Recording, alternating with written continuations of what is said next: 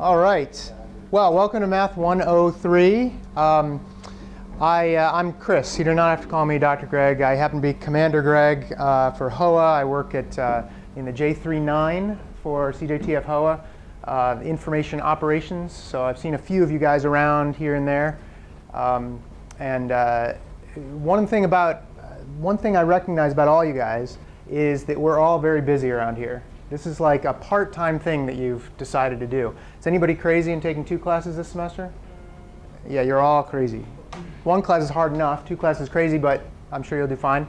So call me Chris in here. This is a first name basis. Don't worry about the whole yes or no sir business. Just we're trying to get away from the uniform part of this. This is all this is UMUC and it's not the military. So get that out of your head. But that doesn't mean we can treat each other poorly in here, obviously. And I guess the only time I will consider this being like a military environment is if I see some cheating on tests or anything, and then I'll do everything I can to get you busted or whatever else the UCMJ allows for cheating, because I don't allow any cheating, and that kind of annoys me. So other than that, though, first name basis. How many people in here haven't taken a math class in at least 5 years? How about 10 years? How about 15 years? Okay, so at least 15 years ago, you guys were all taking math still, right?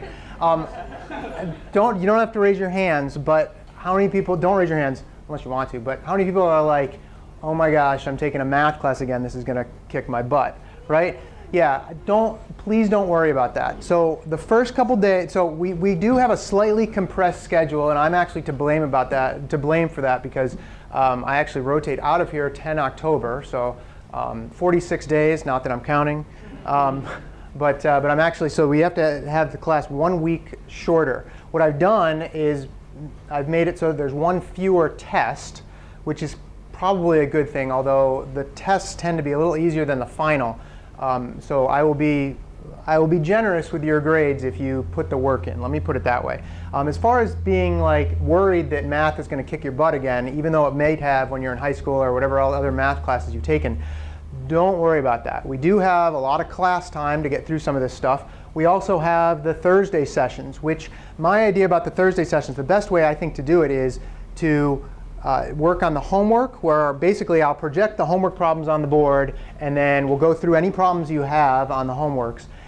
And I'll also go through any pre-test review. So for instance, next Sunday, there's going to be the first quiz. We won't even call it a test. It's going to be the first quiz on the things we cover today and tomorrow.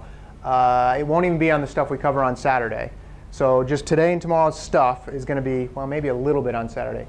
Maybe a little bit. I'll have to check.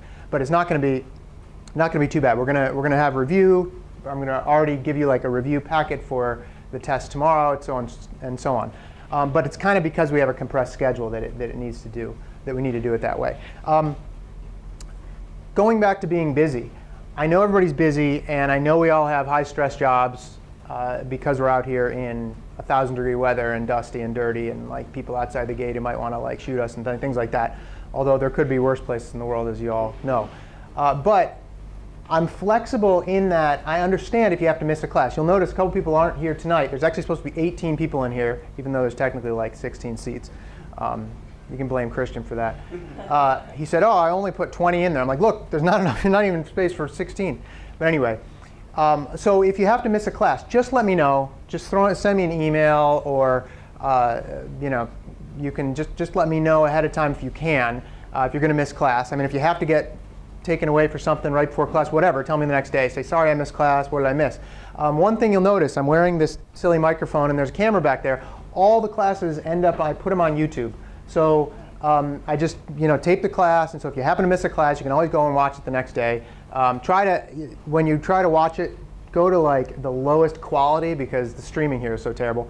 But you should be able to watch it, and nobody's complained about that part of it. So all the classes will be online. I try to get them online by the next morning. Sometimes it takes me to the next afternoon, but I try to get them up there. If you want, you can go and see last semester's classes as well. They're all online too, and there's a link on the website. Which brings me to the website. Let me see if I can get this thing going. Let me just pull this up. Most of you guys have already logged on to the homework I saw. Some people have actually done some of the homework, which is great. The homework is an online system, and I'll go through a little bit of it. For those of you who haven't logged, how many people here haven't gotten a chance to log on to the system yet? Like you just got your book or whatever? Everybody in here logged on? Like has gotten onto the math system?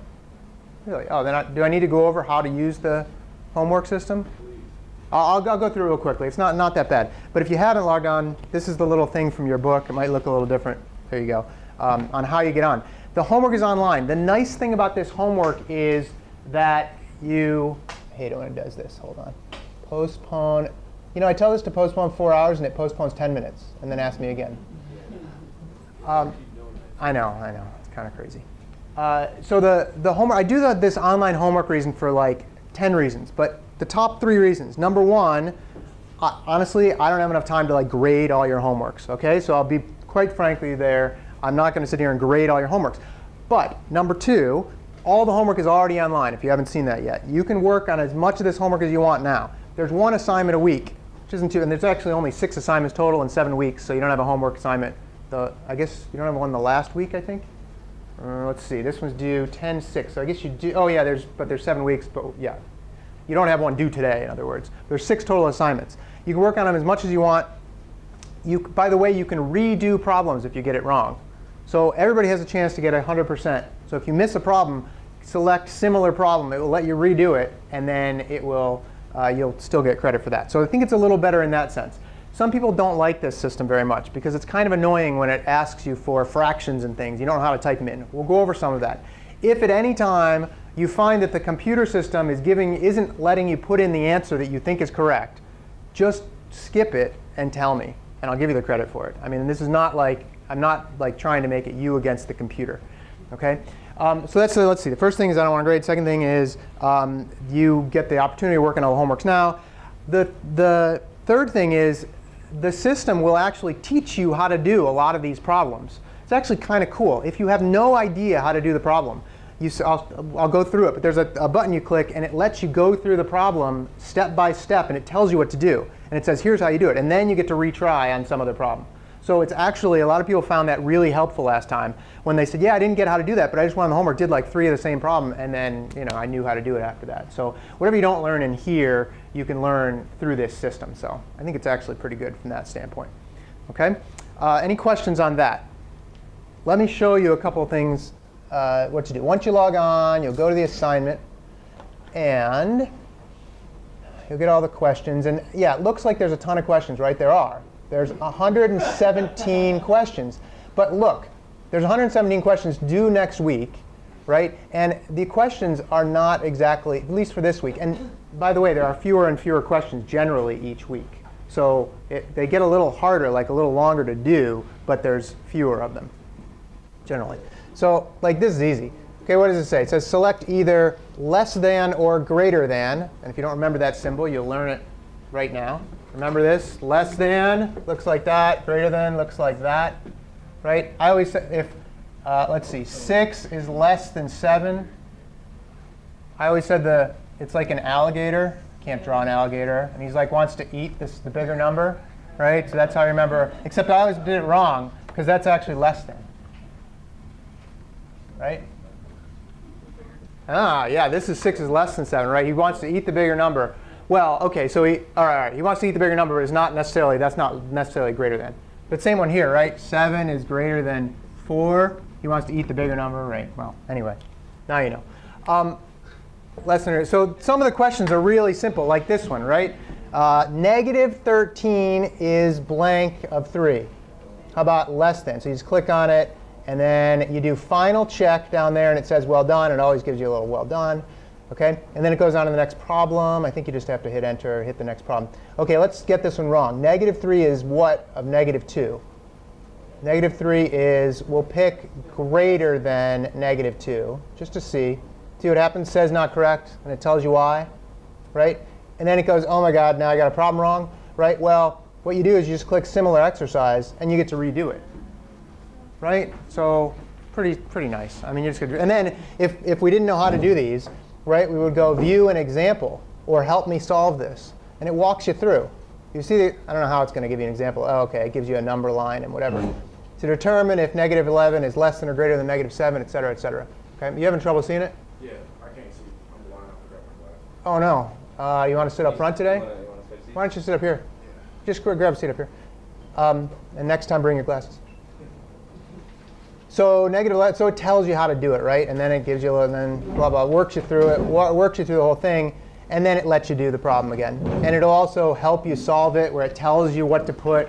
I mean, it's a very good opportunity to learn if you're not getting it. A lot of people hate reading textbooks, right? I'm not a big fan either. My textbook has a hardcover, but yours is probably soft cover, yeah.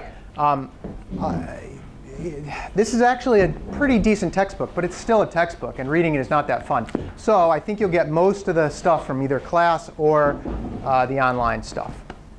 OK? All right. Any questions on that? Let's go to one. Let's see. This one had some fractions in it, I remember. Anybody do this one and found some fractions? Let's see if we can find one here. Nope. 49. Let's see. 49. OK. Well, we'll learn this a little later. Probably, I don't know if we'll learn it tonight or tomorrow. Probably tomorrow, but I'll do it right now. How's that sound? We'll learn it right now. OK. It says instructions. A mix for 9. This is actually, of all the things we do in class, this problem is probably the one that you'll use again in your life, right? Because we're going to do stuff like quadratic equation. Remember that? Yeah, people are like, oh, no, I hate that. Yeah, well, we'll have to learn it again. But it's really not. It's not that bad, but it's not something you use every day, right? You're not driving down the, you're not at home in your kitchen thinking quadratic equation, right? But here, you are at home in your kitchen doing this problem. A mix for 9 servings of instant potatoes requires 2 1/4 cups of water. Use this information to decide how much water is needed if you want to make 17 servings. OK? So that's actually something you might do if you have like kids or something and you want to make lots of pancakes or whatever, right? So let's think about how we might do this if it was a lot easier. First of all, we have to learn how to convert that. But this is actually, we'll get to that in a little bit. But the easy way to convert fractions, multiply the way you convert fractions, multiply the two numbers there. 2 times 4 is 8. Add the one on the top. 8 fourths, right? 8 fourths. Did I do that right? What am I doing? 9 fourths. 2 times 4 is 8 plus 1 is 9.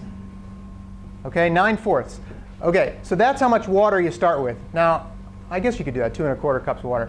9 fourths of water. Now, let's say you went from 9 servings to double the recipe. How many servings would you go to? OK, 18, right? We're not going to 18. We're going to 17. But we're going to learn how to do this. We're going to kind of think through this problem. OK, if we're going 9 to 18, how many cups of water are we going to do? Can you do this one in your head? 4 2/4 are 4 1/2, right? OK, how did you get that number? What did you do? You multiplied by the amount you needed more, right? OK, how did you get the 2 from 9 to 18? What do you do with these two numbers to get 2? Divide it, right? 18 divided by 9 gives you that 2, which is what you multiplied by the 2 1/4 to end up with. So far, so good? Like that's how it works out in your brain. You did it all in your head because doubling a recipe is not that bad, right? And by the way, I know we'll go through this again, but I'm just kind of walking you through this one, right? 18 divided, so it's 2. And then what do we multiply 2 by? We multiply 2 by the 2 1/4 cups, right? So 2 times this, which was 2 1/4 cups, gives you 18 fourths, which you can't actually type in. I think you can do it, but we have to reduce this. Boy, we learned a lot in like 2 minutes, right? Reduce this. What's 18 divided by 2? 9. What's 4 divided by 2? 2. 9 halves is the answer, right? OK, for the one that we practice, not the one that's here. But let's use the same idea. OK, the same idea here. OK, all right.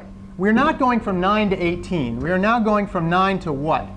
Actually, let me write this here. 18 divided by 9 equals 2. OK, we're going 9 to 17. OK. How did we end up with this number 2 to multiply to here? Divided what by what? 18 divided by 9. So now what could we do that would be exactly the same? 17 divided by 9. Isn't that the same pattern? You go 18 divided by 9 for this one. You go 17 divided by 9 for this one. Right? OK. And then what did we do with that number? Multiplied it by the amount that we started with. Right?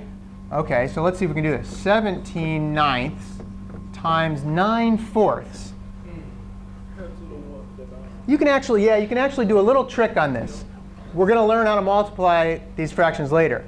But you could multiply 17 times the 9 and the 9 times the 4, and then you get two big numbers. But a couple of you guys remember this, right? You can actually, if there's a 9 on the top and a 9 on the bottom, you can just cancel it out. So what are you left with? 17 fourths. OK, let's just see if that's right. 17.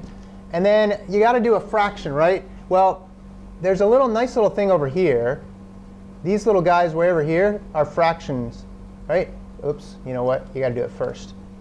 You could also do that. You could also do 17 and then type the little slash key, right? Because it does it for you. See how it like put the 17 over the thing for slash? So you can do that. Or you can just type this little thing here, which is a fraction, and you can do 17 fourths.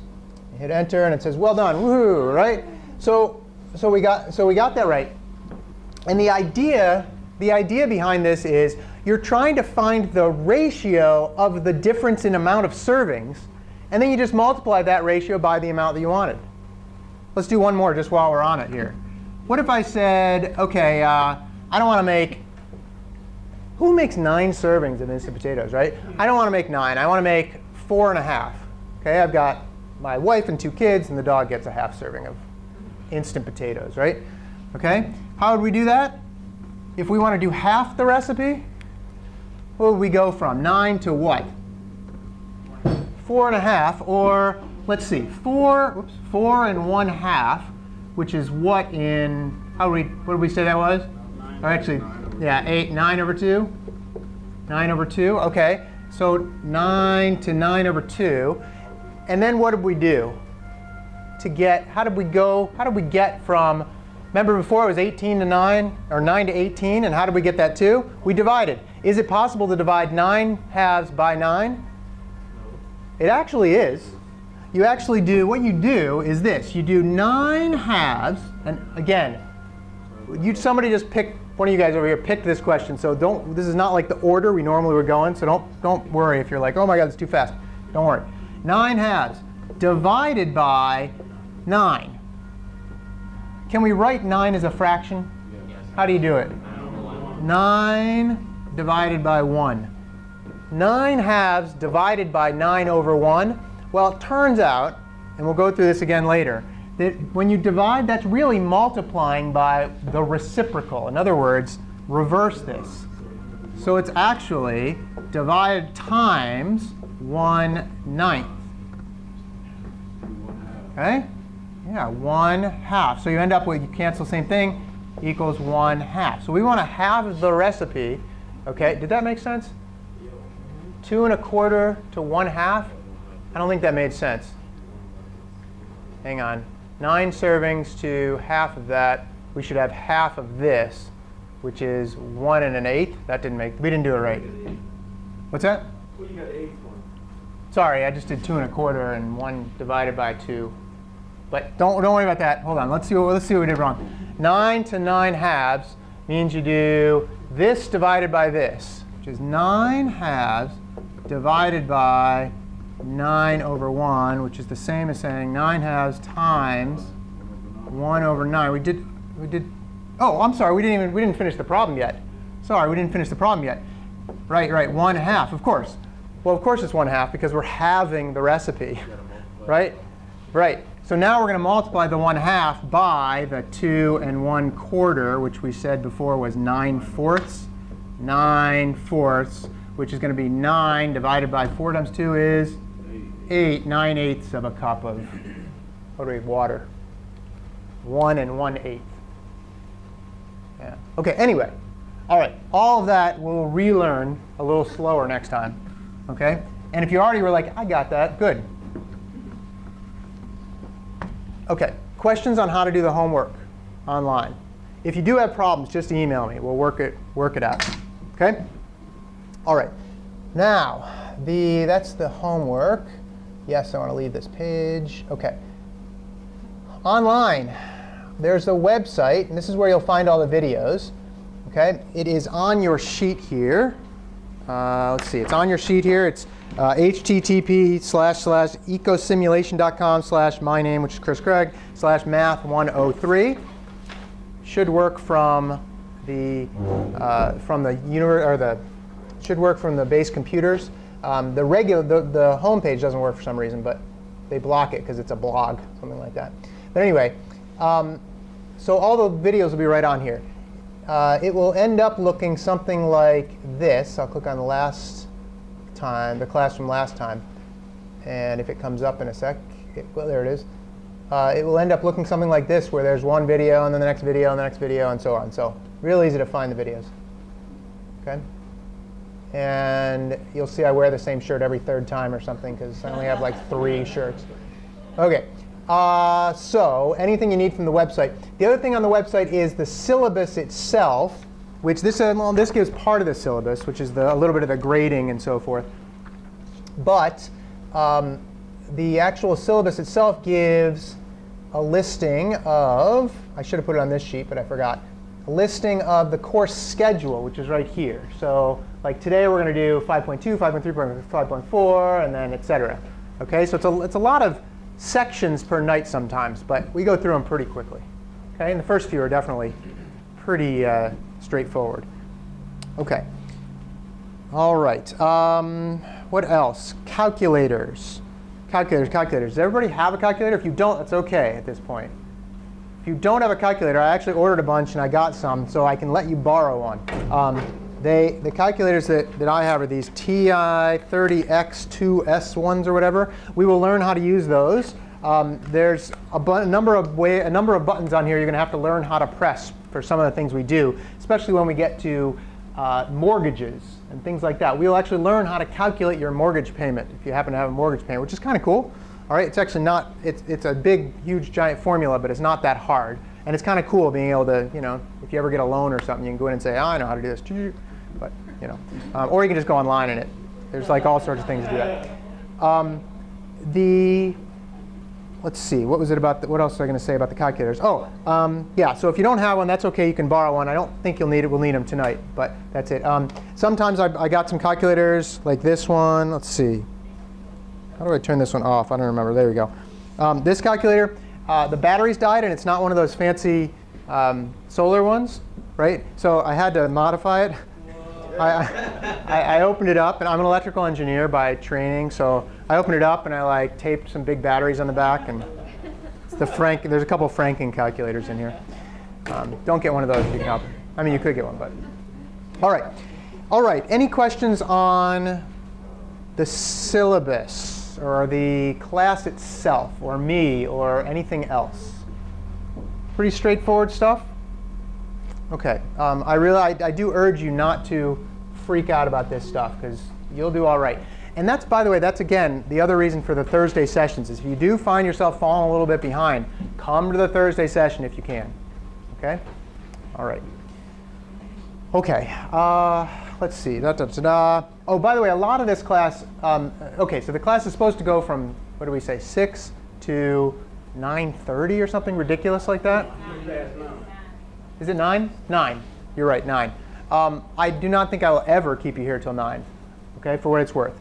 But if you want to stick around and do problems, I'm willing to stay till 9. I will always give you some problems to work on at the end of when we're talking. I'll try not to talk at you for too long a stretch at a time.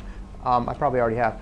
But I will always give you some, so you can just crank those out. And if you get to a point at the end of the class where you're like, I don't want to work on this right now, then you just leave. I mean, that's it. But I'd like you to at least try to work on some of the problems. But you can stay as long as you want. But once we're done with the sections, then we're pretty much done for the night as far as that goes. Let's see. That was about that. Oh, breaks. We'll have at least 2 breaks every night. I think the class is at a good time where you can actually get dinner beforehand. Some people try to run to dinner in the middle. You don't quite make it. People are always, I give like a 10-minute break, and you don't quite have enough time to get back. But I'll give a break just about after 45 minutes to an hour, and then another hour and so forth. Okay? All right. How long are the breaks? About 10 minutes. Sometimes 15 or 14 or whatever, but I try to make it even. But if you bolt down there, you could probably get dinner, but you'll never get back in time. I guarantee you. Never quite get back in time. Combat's still open until 18. Not on Saturdays. Not on Saturdays. Yeah, or Sundays, Thursdays. I don't give a break during the study session. So, I know. What's with anybody? How long? I bet I'm here longer than almost every one of you at this point. I have to be if I'm leaving the week before class is supposed to end, right? Aha! I got here when did I get here? November 9th. Anybody get here earlier than that? No? Who's in the Air Force? Guys, what do they say? You start your deployment halfway done? Something like that. You get here and you're already halfway complete. I have an Air Force group. I work with a combat camera, and they got here, and like a month later they're putting in their awards. This is like 4 months. 4 months. Nothing. All right. Okay. Let's see. Any other questions so far? Okay, good. Let's do this. Let's go through the first little section, then I'll give you your break. Okay? All right. This first stuff, all of this stuff is, well, not all of it necessarily. Most of the stuff we're going to talk in here you probably learned 5, 10, or 15 years ago in whatever math classes you took in either high school or whatever. Most of it. Like the mortgage stuff you might not have learned. But some of the other stuff you definitely, at one point, were told to learn if you didn't actually learn it. Right? So this will mainly, in that sense, be a review. Okay? And we already kind of did the less than or greater than thing. But we're going to start out, okay, talking just about whole number or numbers that aren't fractions or aren't decimal places. Okay? There's a number of different categories we put those into. Okay? The first category are called natural numbers. Natural numbers. Okay? Where do you start counting from? When you count. If you're going to just count. Right? You start from 1. Okay? So the natural numbers go 1, 2, 3, ... Right? As much as you can keep counting. What's the biggest number? However high you can get to. That's a good answer. There is no biggest number, right? People say infinity, right? Infinity is not a number per se, but we're not going to worry about that. But natural numbers start from 1. Okay? Of course, those aren't all the numbers that aren't fractions or decimals, right? You've also got these things called whole numbers. Okay? Whole numbers. Okay? It's really easy to go from natural numbers to whole numbers because you just add one number. What do you think you add? 1. No, we already got one. 0, right? Whole numbers are 0, 1, 2. Why do they make it that way? Turns out it took humans a long, long time to figure out that there was a number 0, right? Because other things are easy to count, right? I have 1 pen, right? There are 15 of you in here, right? You can count that, right? How do you count 0 things? Like somebody says, oh, there's 0 apples. Well, what does that mean? Like there's no apples, right? It took people a long, long time to figure that out, like to figure that part out, like many, many thousands of years after they figured out natural numbers, right? They couldn't figure out, and then finally somebody's like, oh, 0, hey, that makes sense. If you don't have any of thing, we'll call it 0. So we call it the whole numbers, okay? We also have, what's missing from the whole numbers now? Negatives, right? We've also got these things called integers. Integers are just all the whole numbers with all the negatives as well, okay? So like, I'll put a ... because that's going down towards negative infinity, right? ... negative, let's say 3, negative 2, negative 1, 0, 1, 2, 3, ... keeps going, okay? Somebody decided it might be a good idea to make this into a little line, because it is kind of a line, right? It's kind of a line. You can do it like this, okay? And it goes on forever. It's a line that goes on forever in both directions. It's kind of what the arrows mean. Okay, and you can just put these on here. There's 0, there's negative 1, there's negative 2, there's negative 3, 1, 2, and 3. Okay, and you put those on there, and that's what's called a number line. Pretty simple. Okay? we already talked about this a little bit, but when you look at the number line, some numbers are farther to the right than other numbers. Some numbers are farther to the left than other numbers. That's where this less than and greater than thing comes in. Okay? If we have 2 and 1, we can either write 2 is greater than 1, okay? Or we can write 1 is less than 2. Okay? Greater means this number is to the right on the number line than this number. Less than means 1 is to the other. This number is to the left of the other number on the number line. Okay? Sometimes it looks a little funny. -3 and -2. -3 is what to -2?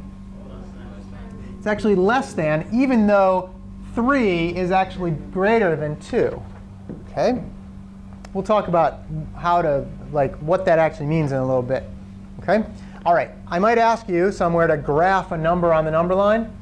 Okay? If I said graph 3 on the number line, you'd write the little number line, you'd go over to where there, and you'd go 3.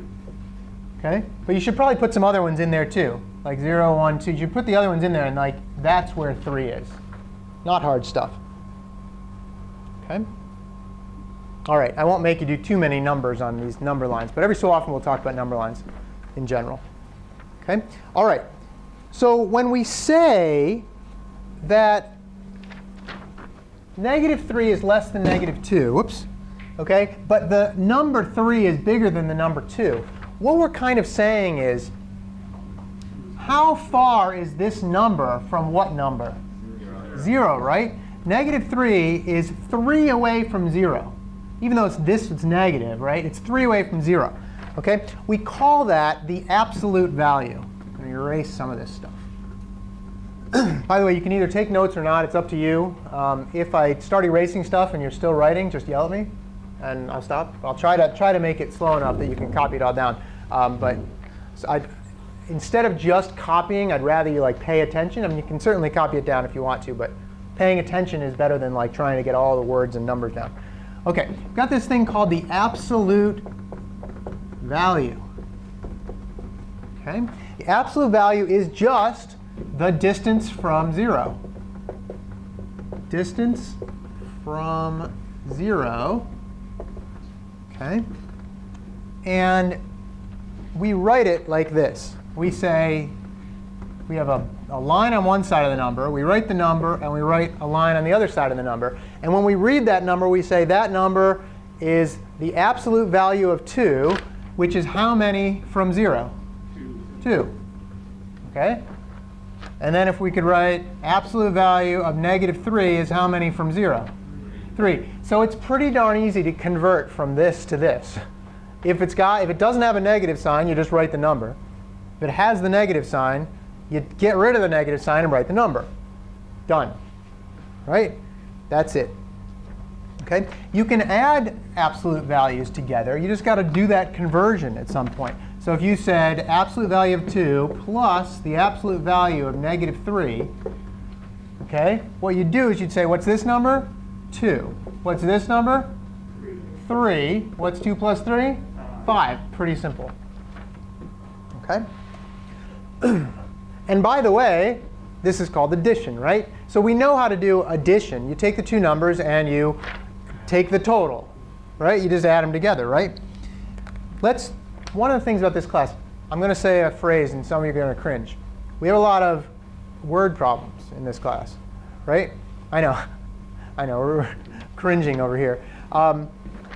The word problems are not, despite what Nadia thinks with the cringe, they're not impossible, right? You just have to walk through them step by step and pick out the important stuff and then use the tools that we already have to solve the problem. So let me write one down. Okay? Let me write down a little problem. OK. You go to the mailbox. You go to the mail. Not around here, you don't, I guess. But you're picking up mail. Somebody brings you your mail. Okay? Or you bring it to other people if you're a mail clerk or whatever, right? There's a check. There is a check from the insurance company. The insurance company. I don't know. Somebody ran over your foot. And I guess your foot's worth $20 because that's what the check is. Okay? Company for $20, $20. Okay? There's a bill. There is a bill from the electric company for $30. Oops. Sorry, my handwriting's kind of terrible. $30. Okay? How has your net worth changed after you pay it and deposit it? What are the important things in this? $20 and $30. Okay? But you're going to do the following. You're going to basically add those two numbers together almost. Okay? You're going to say there's a check from the insurance company. That's money in your pocket, right? So it's going to be like $20 plus electric company bill, which is how much? $30, but it's not actually 30. It's going to be out of your pocket, so it's going to be negative 30, right? 20 plus negative 30, okay, happens to be what? Negative 10. And you got to remember how to do those additions, okay? If they happen to have the same, or if they have the same sign, we'll go through the rules explicitly. If they have the same sign, you're going to actually end up adding them. If they have different signs, you have to subtract the bigger one from the smaller one. The absolute value, the smaller one from the absolute value of the bigger one, or the absolute value of the smaller one from the absolute value of the bigger one. So in this case, I know you can do this in your head. It's another good example of doing it in your head. 20 and negative 30. So what's the absolute value of negative 30? 30. And the absolute value of 20? 20. And you actually subtract those two. 30 minus 20 is 10. Which one's bigger? The negative 30 is a bigger number. I should say the 30 is bigger than 20. That's the sign you're going to use. So if you want to do it with a rules thing, you can do it that way. 30 and negative 20 is 10. The bigger one is the 30, so you use the sign negative 10. So your wealth, or your net worth, has changed by negative $10. Okay? I know it's a pretty straightforward question, but that's the kind of thing we have to think about. If you were like, oh my gosh, that's like hard, right? To do that, and fine, you haven't done math in a long time, that's fine. There is going to be a little bit of learning, like a little bit of like stress over the next week where you kind of relearn a lot of these rules. Okay, but I think you guys will probably be okay with that. And again, we'll go over as many examples like after we get done talking as necessary. Okay. All right, question about absolute values. Pretty easy stuff. Okay. All right, let's try a couple more examples. Do an easy one. No more word problems right now. But the final exam, by the way, the final exam in here is a global final exam. Like every other person taking Math 103 now, and there's like hundreds of classes around the country or around the world, they're taking Math 103 now. You all take the same exact final exam. I don't have anything to do with writing it. So in other words, it keeps me honest. Like I have to like prepare you for this final exam. The final exam is probably 75% word problems. So there are a lot of word problems on it. So we got to get good at that. And I'll try to prepare you as best we can for that. OK. Negative 12 plus 8 is what? Negative 12 plus 8. Well, same thing as before. They're different signs. 12 minus 8, absolute value, subtract the smaller one from the bigger one, is 4. Which one's bigger? The 12 is the bigger absolute value, so it's going to be the sign of that, negative 4. Done. Okay? How about negative 12 plus negative 8? Yeah, negative 20. What you do when they're the same sign is you just take the absolute values, add them together. 12 and 8 gives you 20. And then you use the sign that you started with on both of them. Okay, not too bad. And by the way, you're going to have a calculator on the test. So if we come to silly problems like this, you can use your calculator if you really get worried about it. You do have to figure out how to type in a negative symbol, which is not the minus symbol in your calculator. There's an extra symbol. Sometimes it looks like a minus in parentheses. That's like negative. Turn the next number negative, what it means. Okay? All right, subtraction is just adding the opposite. That's all subtraction is. Okay, if you want to subtract two numbers, you add the opposite. In letter form, that would be this. A minus b, if those are two numbers, is the same as saying a plus negative b. Okay, and I could actually probably put that in parentheses like that. Okay, let's try one. Well, kind of a silly one. I was going to say 2 minus 3, right? Well, you could do 2 minus 3. 2 minus 3. Okay, we all know that's negative 1, right? If we don't, we'll figure it out in a second. 2 minus 3 is the same as saying 2 plus negative 3, which is exactly what we were doing up here with the other ones, right? You take the absolute value of the bigger one, 3. You take the absolute value of the smaller one, 2. You subtract those, which we're doing subtraction anyway. I mean, it's kind of, we're learning how to do subtraction by addition, but then we have to go subtract, so it's kind of odd. But anyway, 3 minus 2 is 1. Which one's bigger? The 3, so you use that sign, negative 1. Done. A minus b equals a plus the negative of b. Okay. All right, addition and subtraction. I know, this stuff's boring. OK. We added, we subtracted, what's next? Multiplying, right? Multiplying is just repeated addition. Remember that, right? 3 times 4. And here's a little notation thing. If I put something next to something else in parentheses, it just means multiplied by. OK? 3 times 4 is really like saying, you can either say it's 3 4s, 4 added together, OK, which is 12. Or it's also like saying 4 3s. 1, 2, 3, 4, which also equals 12. Okay, it's just repeated addition, all there is to it. Okay, what would 3 times negative 4 be? Negative 12, but it'd be negative 4 plus negative 4 plus negative 4, like that, right? Negative 4 plus negative 4 plus negative 4. And if you add all those up, you get negative 12. It's just repeated addition of that one. Now, you can't really go the other way very easily. You can't say, well, 3 negative 4 times. Like, it's hard to write that out. I guess you could go 3 negative 4. Now, you can't really do it that way. It doesn't quite work the same. So you just got to know when you do these. 3 times a positive times a negative always ends up giving you a negative. A positive times a positive always gives you a positive. A negative times a negative always gives you a positive. You want to know why that's the case? We can talk about. I'm not going to talk about it right now, but it's kind of interesting why that's the case. Or you can go look up on YouTube. There's like people explain that all the time about why a negative times a negative is a positive. It's kind of so that all the other math works out all right. As it turns out, that's really the bottom line. Is they went, what could it be? A negative times a negative. Well, in order for all the other math to work out, right, it has to be a positive number. So that's kind of not the best proof in the world, but that's kind of the reason. Okay. You do have to know some of your times tables, obviously. You know, I mean, you should try to remember these things like, 6 times 7 is 42. All that. Remember, you had to memorize that in like 3rd grade, right, or 2nd grade or something, right?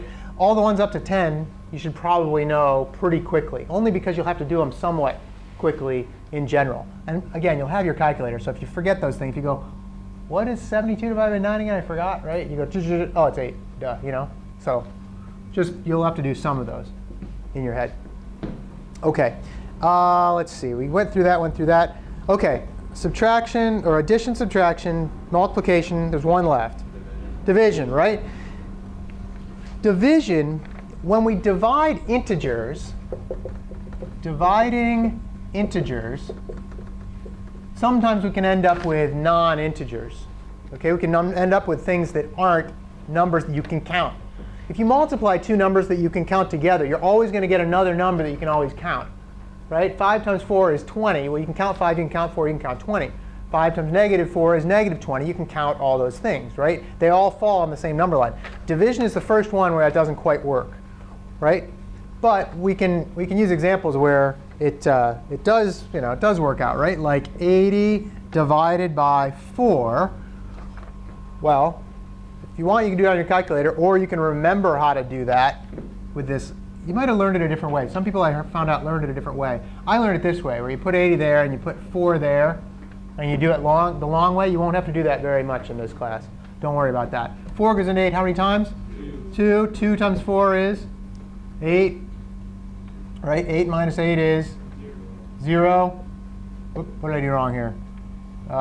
2, 0, and then what did I do wrong here? Just to get to the extra 0? I guess you have 0, 0. You end up with 0 left. Yeah, because it's 80, right? You have to still go into the other one. Okay. Same rules apply as far as negatives and positives with addition or with division, right? 2 positives end up giving you positive number.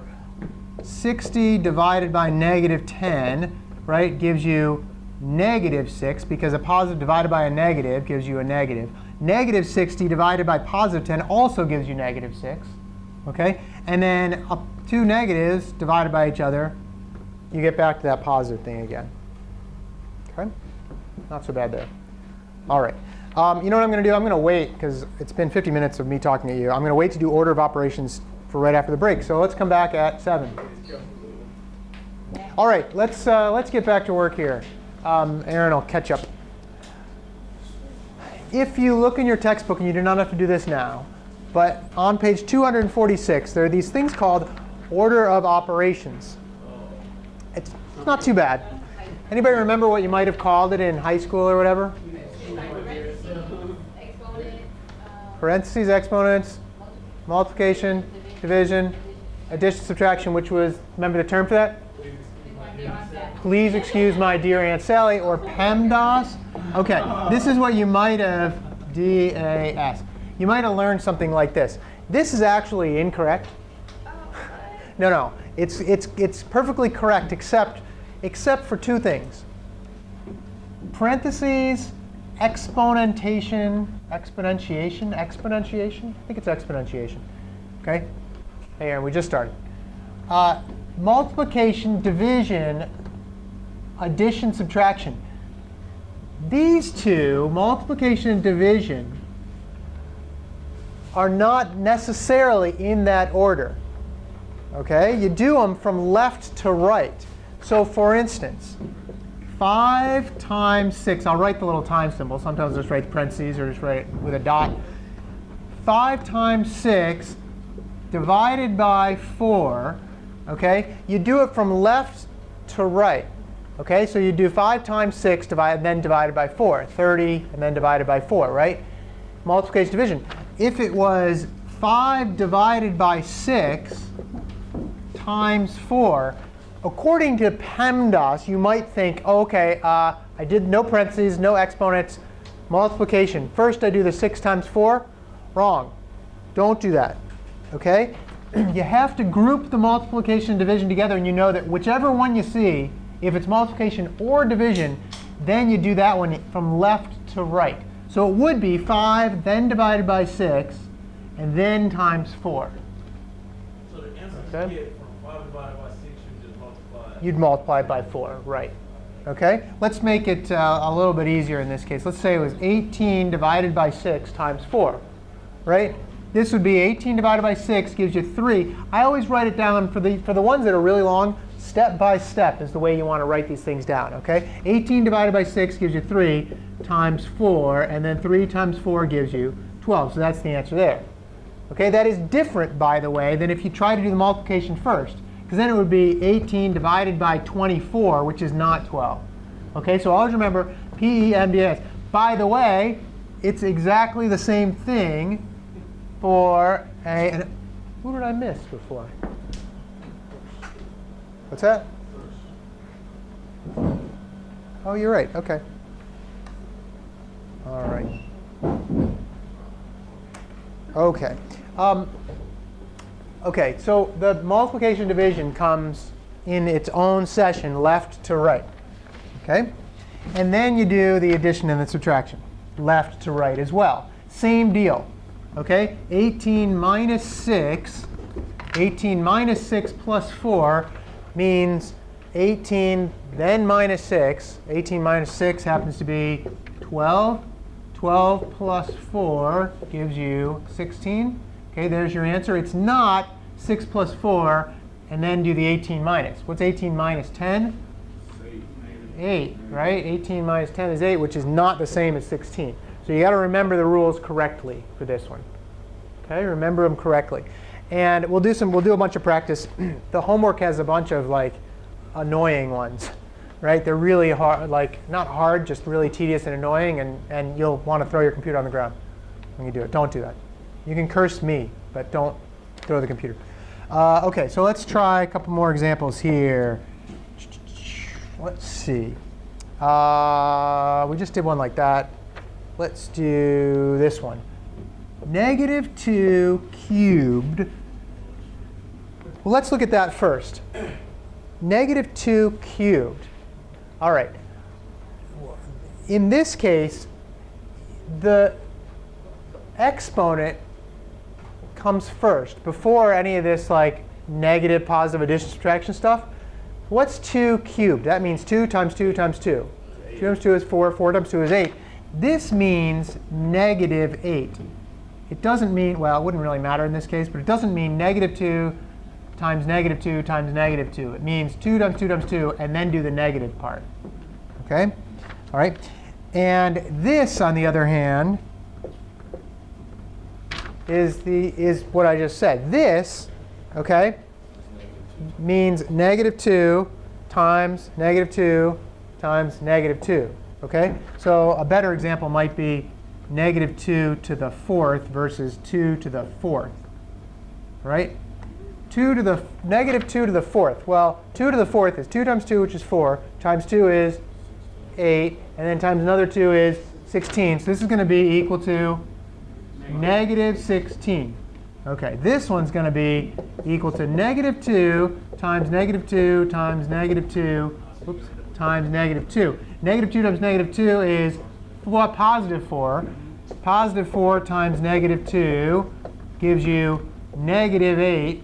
-8 times -2 gives you +16. There's your answer. So you got to remember which way to do this when you're there. OK? You got to remember which way to do this. All right. I will give you a thing later where you're going to get to practice these order of operations. But are there any questions on order of operations? Try to remember this. Parentheses, exponents, multiplication, division, left to right, and then addition, subtraction, left to right. And by the way, why do we have the order of operations at all? Like, who cares? So you can solve it, so that you can solve it the same as me, right? Or the same as your neighbor, or the same as somebody else. OK, we got to have rules here. It's like driving, right? You can't say, well, some people drive on the left, some people drive on the right. Well, in Djibouti, that's kind of true. But you can't normally say that and be safe, right? It's the same thing here. You want everybody to be on the same, have the same rules. That's part of the reason we have them. The reason that multiplication division come first generally works out easier in the end. Okay? Really, you could put parentheses around everything, and then you wouldn't necessarily need to know this. The only rule would be parentheses. But you don't want to write parentheses all over the place. So just use this when we have examples. Okay? All right. All right. So we are done with section 5.2. Woohoo. One done. Okay? Everybody still writing this one? Okay. All right. We're done with section 5.2. So we're going to go on to section 5.3. I do have a question. What's your question? This is, Yeah. with the order of operations, Yeah. how you have multiplication where you have the number and then you have the next number. Will you ever do that? Good question. 5 times 6, you mean like that? Yes. Plus 4? And Something then, like that? And then, well, I mean, like, what if you have like 5 times 6 and the 6 in the parentheses plus 4? You know what I mean? Like this. Yes. OK. Let's use the rules, right? PEMDAS, circle, circle, to remember to do them in the right order. OK, what do you do first? No parentheses. Well, there are parentheses. What do you do? 6 in parentheses is what? Well, it's just 6, right? So you're going to have, I mean, you wouldn't really rewrite this, right? But anyway, OK, no exponents. Multiplication first. There is one. 5 times 6, 30. And then you do the plus 4. And then you do the addition, 34. Yeah, good. OK. We haven't talked about fractions yet. But a fraction, 5 divided by 6, that's actually a division. So when you see fractions like 5/6 plus 10/6, right? Technically, you'd do the 5 divided by the 6, then you'd add, and then you'd do the 10 divided by the 6, and then you'd add the two together. We're going to show how to add fractions in a little bit anyway, but that's technically what it is. It's a division. Okay? All right. Any other questions on order of operations? We're going to do practice on that. Don't worry. Practice out a ton. OK. All right. So we started with natural numbers, which started from where? 1. And then what was next? Whole numbers, which added the 0. And then when you added the negatives, you got integers, right? Well, now we're going to talk about rational numbers. OK? Rational numbers are numbers that can be expressed in the following form. Okay? Rational numbers can be expressed in the form a divided by b, like that. Okay? Where a and b are integers, okay? And this is really, really important. B is not equal to 0. Okay? What this means, all this stuff that I just wrote down here, is we're going to be talking about fractions, okay, in this case, okay? So let's say 1 divided by 2. Is 1 an integer? Yes. Is 2 an integer? Sure. Is 2 equal to 0? No. So is this a rational number? Yes. It is, because it fits our definition of rational numbers. Now, how about this number? 5. Is that a rational number? Yes. Some people are saying yes. Why is that a rational number? Yeah, we're ignoring the fact that there's a 1 there, right? That's actually the same as that. That's an integer, that's an integer. That number is not equal to 0. OK. How about negative 5 divided by 2? Rational number? Is that an integer? Sure. Is that an integer? Yes. Is that equal to 0? No. Good. We're in it. That's a rational number. OK. How about 0? 0 a rational number? Seeing some people saying no. Why do you think it's not? I was just going to there's nothing there. But if it's 0 over 1, then it would be. Ah, OK. This is why you're saying yes? How do we rewrite this with the imaginary 1, right? You can write 0 over 1. What's 0 divided by anything? 0. OK, so it works. Is 0 an integer? It is. Fits on the line. Is 1 an integer? Is 1 not equal to 0? Yeah, do we care about a in terms of being equal to 0 or not? No. OK. All right. How about 6 divided by 0? It's not, right? Yes, it's an integer. Yes, it's an integer. It is equal to 0. Therefore, it can't be a rational number. What this means is anytime you see a number divided by 0, that number does not exist. OK? It is not equal to 0.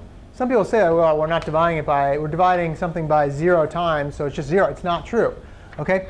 Anything divided by 0 is not equal to 0. It's just undefined. It's actually, we just say undefined. OK? You could try to define it. Some people have said, well, if we make it equal to 0, then we can use some other math. But again, it comes down to the other math doesn't work if you try to make 6 divided by 0 equal to 0. If you're allowed to do this, you can end up proving things like 1 equals 2 and stuff like that, right? So you don't want to be able to do that. And that's why you say, look, this is just undefined. If it's divided by 0, undefined. So not a rational number. In fact, not a number at all. OK? All right.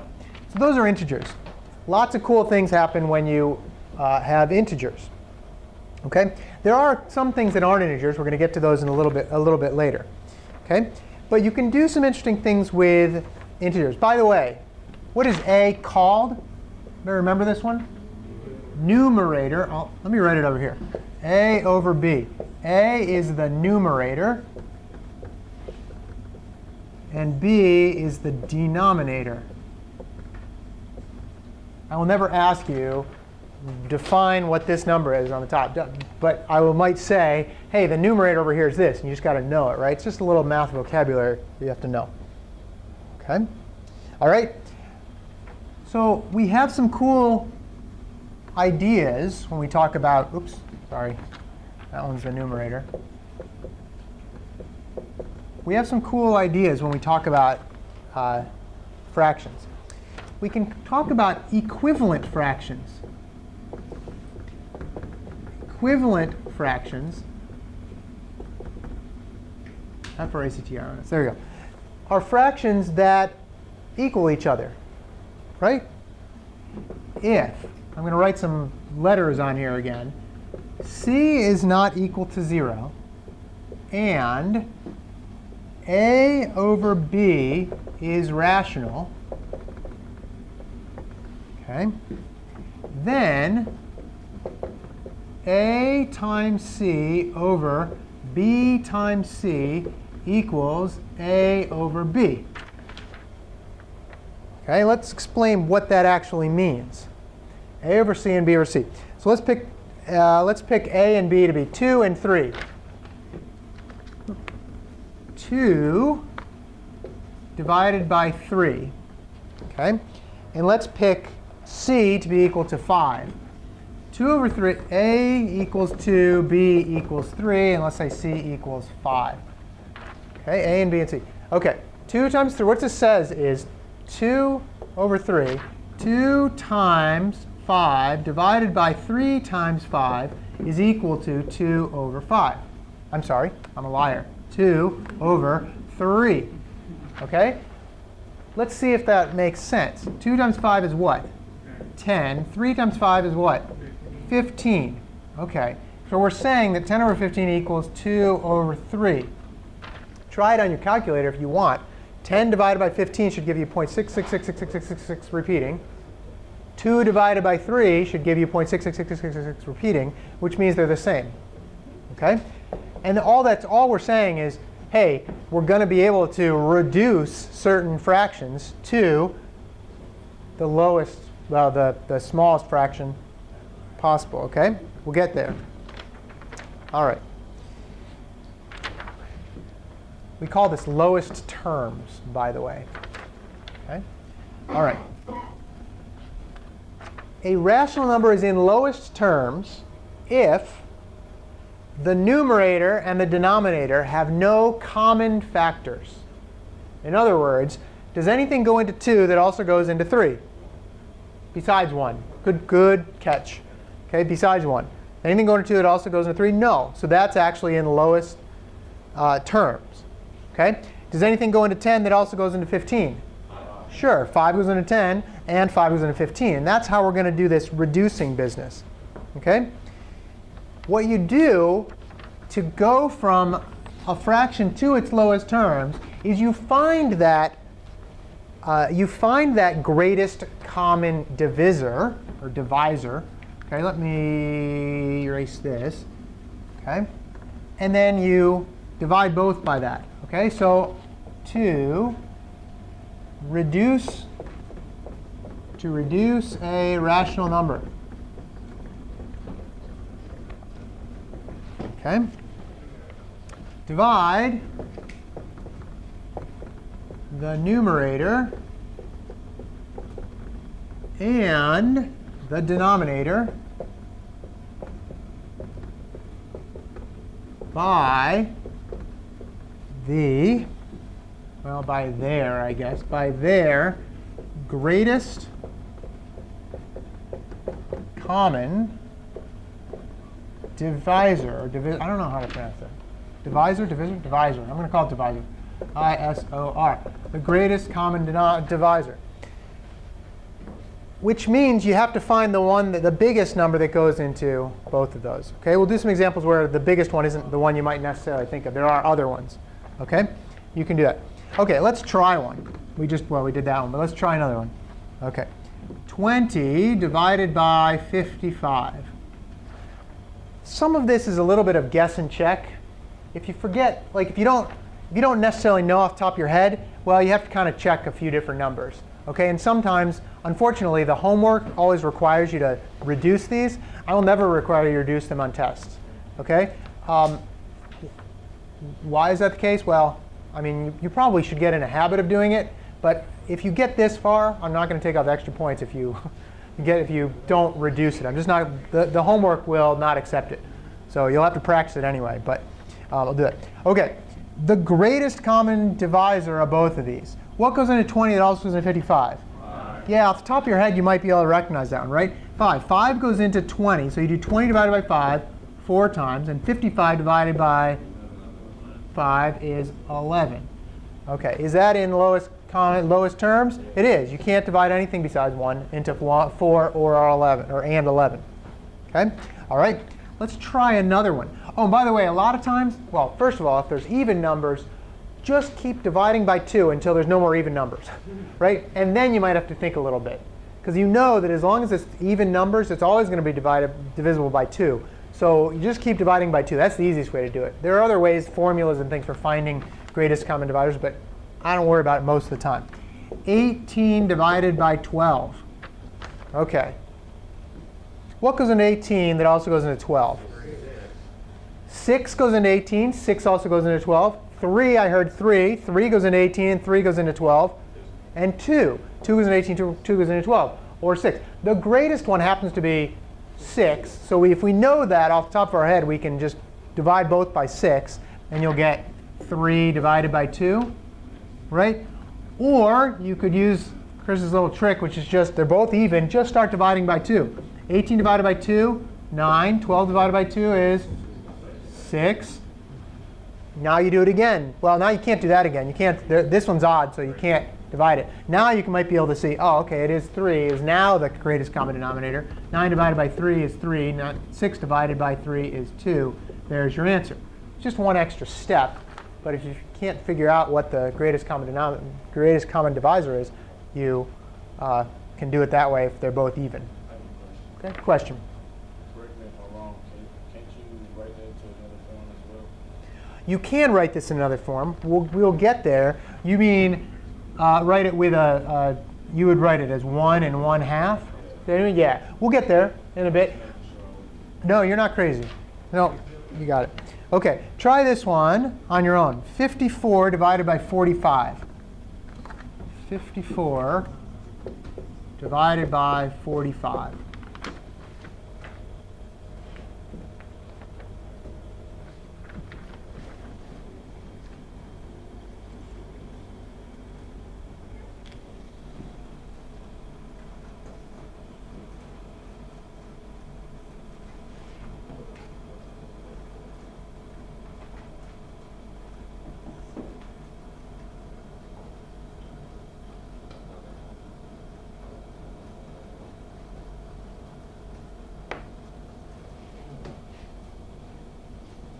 OK.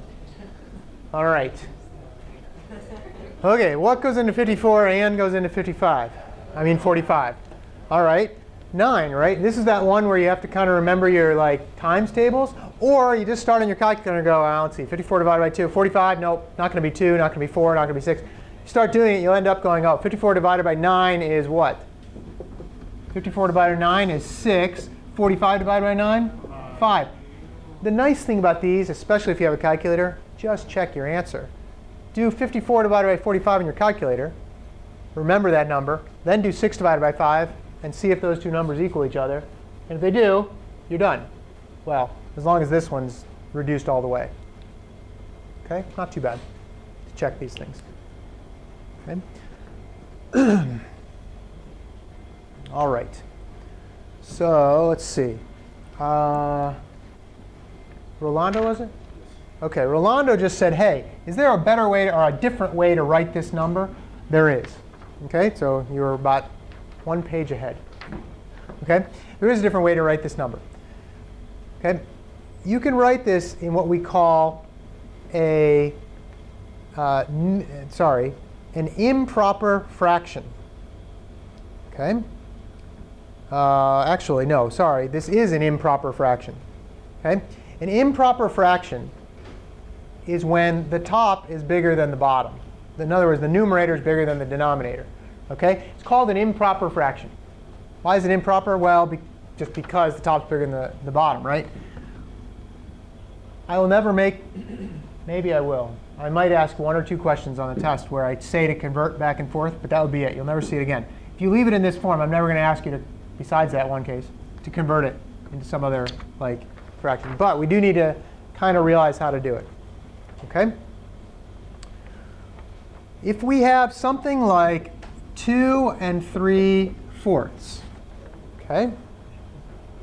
Let's say that let's go back one step and try to just figure this out a little bit. Okay? How many quarters are there in a dollar? Quarters in a dollar. There are 4 quarters in a dollar. Okay? How many quarters are there in $2? $2. Oops. There are 8 quarters in $2. Okay? If we have 2 3/4 dollars, okay, how many quarters is this part? 8 quarters. And how many quarters is the rest of it? 3 quarters. So how many total quarters do we have? 11 quarters. Okay? I know I'm getting some more looks like, what is he talking about?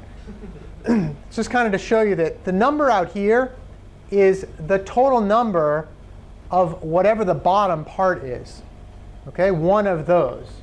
Okay? So if we have, let's say we have 5 2/3. 5 2/3 is asking, we have 5 1/3 and then 2 more thirds. Okay? Right? So we have, I'm sorry, not 5 1/3. We actually have, we have what? 15 1/3 plus another 2/3 is what it is. Right. All of that said, the easy way to go from this to an improper fraction, multiply these two together. 5 times 3 is 15. Add the top, 15 plus 2 gives you 17, and put it all over the bottom. 17 divided by 3, and you're done. Okay? How about this? Negative 3 1/5. The negative sometimes confuses people. Forget about the negative for a minute, and just do it without the negative, and then add the negative in at the end. Okay? 5 times 3 is 15, plus 1 is 16, divided by 5, negative, like that. That's it. Okay? Going the other direction is a little bit trickier. Not much, but it's a little bit trickier. Let's look at the 17/3. What you're trying to do is you're trying to get the number out here first. Okay? Well, what you do is you divide these two numbers. Okay? So on your calculator, somebody do this. 17 divided by 3, if you have a calculator. 17 divided by 3, and read it off to me. 5.666 repeating. OK. That means that this number is going to have the 5 as the whole number part. OK? So you're going to 17/3. You do 17 divided by 3, and you end up with 5. OK. The question is, how many thirds are left over? Well, we've got 5 goes into 17, right? With how many left over? 2. That's how many of the other thirds that we have. OK? Yeah, it's kind of like you reverse it back. You could do it this way. 17 divided by 3. OK. 3 goes into 17 5 times. 5 times 3 is 15. And then 2 is left over, and there's no more else on the other side there, right? Well, that's your remainder. So it's really just the remainder.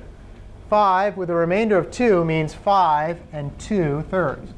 5 2/3. Not too hard. You just got to practice it a few times. OK? Just got to practice it a few times. OK? Try this one. Try 17/6 on your own. I can't say that number. 17/6. 17/6.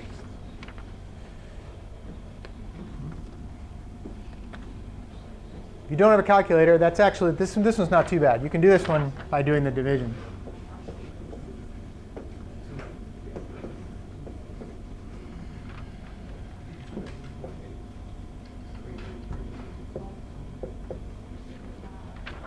Is that what everybody got? 2 5/6. And you can check it. Just like anything else, you can check it, right? Just do it backwards. 6 times 2 is 12. 12 plus 5 is 17. Divided by 6, 17/6. Oh, look, it's the same number. Okay, it works. Hooray for math. Okay. Sometimes we don't write fractions in this fraction, or rational numbers in this fraction form. Okay? You don't write them in that form. You write them in decimal form. Okay? So when we talk about decimals, first of all, we have to talk about positional notation. So 342, for instance. Okay? What this means is 3 times 100 plus 4 times 10 plus 2 times 1. So far, so good? If I added some other things like 0.5, okay, this means plus 5 times what? Yeah, 1 divided by 10. Okay? 3 times 100 plus 4 times 10 plus 2 times 1 plus 5 times 1 divided by 10. If I added a 2 on there, that would mean plus 2 times 1 divided by what? 100. Okay, so it goes down to 1 and then back up by tens. Okay? Nadia's again, look at me like I'm crazy. Not crazy. You'll get this. Okay? When you want to express something as a decimal, okay, you just divide it. And again, if you're using your calculator, some of these problems are like really easy. Okay? 3 divided by 8. Okay? If you do it on a calculator, you'll get a number, and it's easy. Or you can do 3 divided by 8, which means 8 goes into 3. Okay? And I'm going to have to put some, I'm going to have to extend this a little bit. You'll see why in a second. Okay? 8 goes into 3 how many times? 0 times. 0 times 8 is 0. So we're going to end up with 30 down here. Okay? 8 goes into 30 how many times? 8 goes into 30. 8 times 3 is 24. 8 times 4 is 32. So it only goes in 3 total times, right? 3. 8 times 3 is 24. OK, so you're going to add 10. 30 minus 24 gives you 6. 8 doesn't go into 6, so you can still do 0. Is 8 going to 60? 7 times. 7 times 8 is, 57, running out of room. 56. Luckily, I don't have to go too much farther. 60 minus 56 is 40. So now we're actually going to be 40. 8 goes into 40 how many times? 5. 8 times 5 is exactly 40, so we're done. 3 divided by 8 is 0.375. I will always try to say 0.375. Sometimes you can just say 0.375, but I'll always try to say the 0 if I forget. Well, no. This is what's called a terminating rational number. In other words, it doesn't go on forever. All the rest of this is 0 forever. Okay? It does not go on forever. There's no more non-zero numbers after that. This is terminating. Okay? Let's try a different one. Let's try 5 divided by 6. Okay? 5 divided by 6. If we're going to do this long division way, okay, we would do 5 divided by 6. I'll put some zeros in there. I don't know how many I'm going to have to put yet. 6 goes into 5 0 times. 6 goes into 50 how many times? Let's see, 8 times? 8 times 6, yeah, 48. So 8. 8 times 6 is 48. OK, 50 minus 48 is 2. 6 goes into 20 how many times? 3. By the way, I forgot the 0 point. OK, 3. 3 times 6 is 18. 20 minus 18 is 2. Uh-oh. Now we're in trouble. Because now you'll have to keep doing this forever. OK, and ever and ever and ever. So it's going to be 8.333333 da da da da da. Forever, forever. OK, we write this like this: 0.83 with a little bar over it. That little bar means the numbers with the bar over it get repeated forever. Or you could write 0.83 dot dot dot if you want, and you have to figure it out. In this case, it's not. You don't have to figure anything out. You just go, which ones repeat? The 3 repeats forever. OK. All right. So that is a non-terminating fraction. Okay. All right. Try this one. 8 divided by 11. 8 divided by 11. You can do this on your calculator if you want. Okay. And if you, again, if you don't have a calculator, that's okay. I'll let you borrow. But I got some more. And don't worry about it right now. 8 divided by 11. Let's see. OK. 8. Let's see. 11 goes into 80. 7 times? 7. 7 times that's 77. 30. 11 goes into 32 times. 2, 22. That's 8. 80. 11 goes into 80. 7 times. Uh-oh. 7, 7. It's another repeater. 2. If we're going to write this one, we can just write it like this. Or you could just write it like this, 0.72 repeating like that. Okay?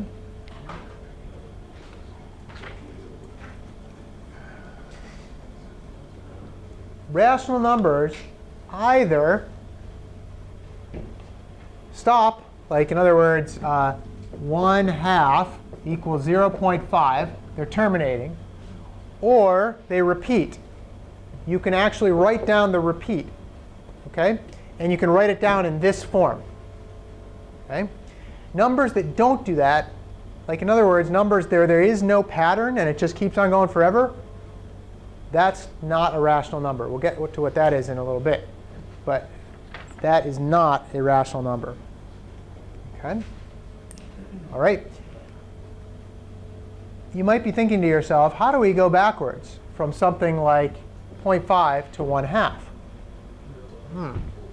Okay? It's actually not too bad. Okay? So let's take an example. Everybody got 0.72 repeating, right? OK. Let's take an example here. Let's say, we'll get to 1/2 in a minute. Let's say we take 0.35. How many decimal places are there? Like, in other words, how many digits after the decimal? 2, right? 2 decimal places. Okay? What is 10 raised to the 2 power? 100. What you do is you say 35 divided by 100, and that's your answer. Now, is this reduced? Is there a number that goes into both evenly? Yeah, greatest common divisor. 5 goes in there. 5 goes into 7, or 5 goes into 35 7 times. 5 goes into 100. How many times? 5 goes into 100 20 times. OK, 7/20ths is the example. Do 7 divided by 20 on your calculator, and hopefully it will come out as 0.35. Did it? 0.35. OK. So that's actually pretty straightforward to do. So if I said 0.3524, how many decimal places are there? 4, or number digits after the decimal place. 4. 10 to the 4th is a 1 with 4 zeros after it. So you do that number, 3524 divided by 10,000. So far, so good, huh? OK. For the terminating rational numbers, this is the way to do it. Okay? I won't ask you. Well, I guess I could, but if you wanted to do 4.3524, don't worry about what comes on this side. Just do the exact same thing and count up. So this is going to be divided by 10,000, and then it's all the numbers. So that's the same thing there. Okay? Do this on your calculator. 4.43524 divided by 10,000. What'd you get? 4.3524. So all I did was I said, how many digits are there after the decimal? 4. 10 raised to the 4th power is 10,000. Divide the whole thing by 10,000 without the decimal place in there. That's it.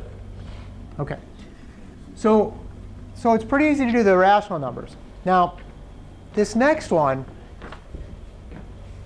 I don't think you'll ever see this. You may see this on the next test, and you'll see it in homework. So I got to teach it to you. But it's actually kind of cool the way it works out. This is the first time where you might be like, oh my gosh, my mind's a little bit blown. 0.4444 repeating. How do we turn that into a rational number? Is it a rational number? Did we say that if it repeats when you know the repeat, it is rational? Which means that it has to be able to be put in a form a over b, which means that that's definitely rational, right? But how do you do that? How many digits are there after the decimal place? Infinity, right? It just repeats forever. That's kind of the whole point, right? All right. Let me show you a little trick on how to do this. The trick on how to do these things. Okay. What you do, and this is your first little taste, again, of a little bit of algebra here. Okay. So we're going to use just a little bit of algebra. Okay. We're going to say x equals 0.4444 repeating. Okay. And then what we're going to do is we're going to see how many digits repeat. In this case, what is the number of total digits that are doing the repeating? Just one. It's the 4. If it's just 1, we're going to multiply 10 raised to that 1, in this case, okay, by x. Now, you're going to go, what are you talking about? Watch. And I'm going to put it above it for a reason. 10x is equal to 4.4444 repeating, correct? If x is 0.4444, and I multiply that whole thing by 10, don't I get 4.4444? You can test it if you want. Just do 4.4, or just do 0.44, no repeating, times 10, you'll get 4.4, right? So far so good. I've got 0.4444 is my x. If I multiply it by 10, because there's one repeating digit, I get 10x equals 4.4444. Watch this. This is the cool, tricky part. If I subtract this, well, this from this, in other words, everything on this side gets subtracted. Everything on this side gets subtracted. Watch what happens. What is 10 minus 1? In other words, 10x's minus 1x. How many x's do you have left? You have 9 x's left. 9x. OK. What is 4.4444 minus 0.4444? Isn't every 4 here canceled out by a 4 here? And then you think, oh, what about the last one? No, it is 2. It's an infinite number on both sides. This part cancels out, and you're left with 4. Ha-ha. Now, we haven't learned this yet, but in an algebra sense, the way you get rid of a number multiplied by another number is you divide. And that means that that goes away. And now you're left with x equals 4 divided by 9. Isn't that tricky? Okay. So, and you can try it. 4 divided by 9 in your calculator will give you a whole bunch of 4s after the decimal place. Right? OK. Let's try another one exactly like this, just to practice it. Somebody give me another digit. We're going to do 0 point some digit repeating. 0 point what? 3? OK. 3, 3, 3, 3 repeating. Anybody know off the top of their head what that is? 1/3. Let's see if it works. OK. What we're going to do is we're going to say x equals 0.3333 repeating. How many digits repeat? 1 multiplied by 10. 10x equals 3.3333 repeating. And what did we do before? Subtracted. 10 minus 1 is 9 x's equals 3.33 repeating minus the 0.33 repeating, we get 3. Divide both sides by 9, a little bit of algebra before the algebra, and you get x equals 3/9. Is that reduced? Negative. It's not reduced because 3 goes into 3 and 3 goes into 9. 1/3. Aha, it works. Question. So when you get something that's repeating by two numbers, when Yeah. where you're putting a 10, what do you put? Ah, good question. Let's do that exact thing. Give me 2 digits now. 7, 2. Like that. Okay? X equals 0.7272 repeating. We need to get the 0.72 so that we can subtract it out. 100x. How many digits are there? 2. What's 10 squared? 100. 100x equals 72.7272. Do the subtract thing. Now we have 100x's minus 1x. 99x's left equals 72. Divide both sides by 99, and you end up with x equals 72 divided by 99. Do that on your calculator. 72 divided by 99 should give you 0.72727272, repeating forever and ever. Not bad. OK, that's as hard as the ones that I'll ask you. There's a little more trick if you wanted to do like 4.7. Don't worry about that. OK, it's not that the algebra is a little trickier, but it's no more difficult. It's just a little trickier. OK, you want me to blow you away with something? OK. All right. 0.999 repeating. OK, 0.999 repeating. Let's figure it out. Let's just do our little thing. X equals 0.999 repeating. How many digits repeat? So what are we going to write? 10x equals 9.999 repeating. Whoops, repeating. OK? 10x minus x is 9x. 9.99 minus point equals 9. Divide both sides by 9. X equals 1. Now, this is one where you can't check it. Because you can't do like 1 divided by, well, it doesn't work, right? But you can't get back to the 0.99. But in math, this number is defined as 1. Why? Well, you just kind of showed that it equals 1. But that's what it is, OK? Kind of cool. OK? Yeah. Kind of cool stuff. It's kind of like the 1 equals 2, except in this case, it's actually true. All right? This equals, by definition, 1. And you can show that that's the case. You just can't check it in this case. Yeah? But isn't that kind of false, though? Because 0.9 repeating is infinitely approaching. It is, but it's actually equal to 1. It's infinitely approaching 1, but it's equal to 1. I mean, you can kind of, it's one of those somewhat paradoxical things, I suppose. But yeah, you're right. You'd think, oh, it never quite reached it. Well, sure, you can keep writing 9s forever, but when you do math on it, it ends up being just 1. So, I know, that's not a very satisfying answer, probably, but that's the way it is. OK. Don't stress about those ones. OK, but we do have to figure them out. All right, a couple more things. Multiplying and dividing rational numbers. OK? When you multiply 2 rational numbers together, a over b times c over d, OK? What do you do to get the answer for this one? You multiply the denominators together, and you multiply the numerators together, and you multiply the denominators together. AC over BD. OK? 2/3 times 3/4 equals 2 times 3 is 6. 3 times 4 is 12, or 1/2. Oops, 1/2. There we go. I don't know why that looks funny, but OK. You could also, by the way, do this by doing the whole cancel business, but don't worry about that right now. OK. If you are, and then you reduce to the lowest terms like we did. OK. 8/11 times 5/20. Let's try that one. 8/11 times 5/20. 8 times 5 is 40. 11 times 20. 11 times 20. Well, what's 11 times 10? 110, right? And that's 900, yeah.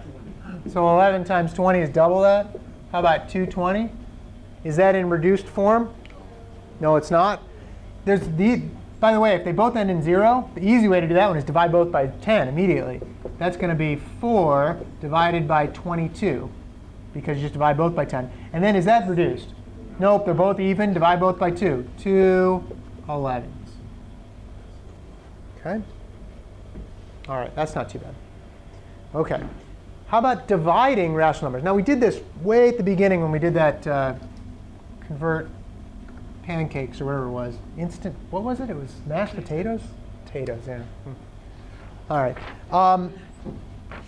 When you're dividing numbers, OK, 1 divided by 1/4.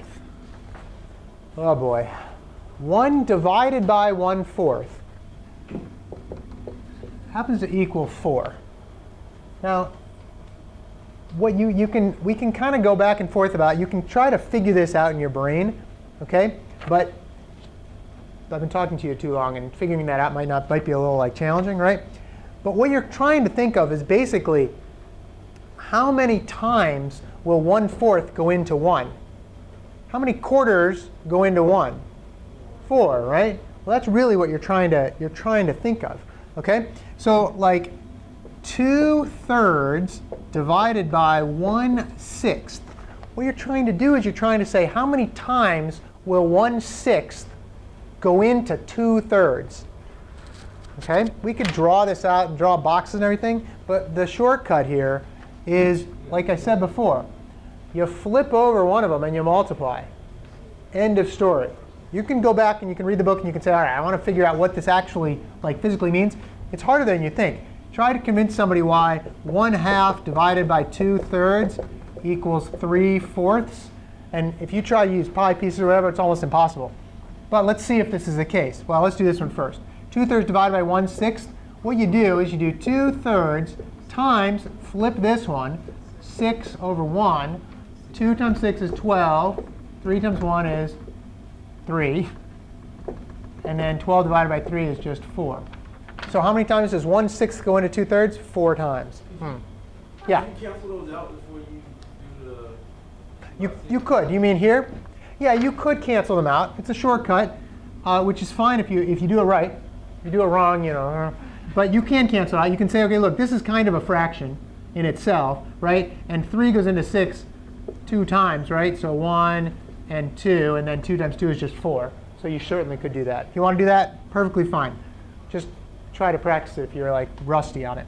1/2 divided by 2/3 is the same as 1/2 times 3 divided by 2. 1 times 3 is 3. 2 times 2 is 4. And if you can figure out how many 2/3 go into 1/2 and come up with 3/4, you're a better person than me, because I could never quite figure that out in my brain. But I do know how to do this part of it. OK? All right. Let's see. That's that. OK? We do have to learn how to add and subtract fractions or rational numbers. OK? Adding and subtracting is a little bit different. And some people do it some people try to do this. 3/4 plus, let's say, 2/3, right? What they try to do is they try to do it like addition, and they try to say this is going to be 5 over 7.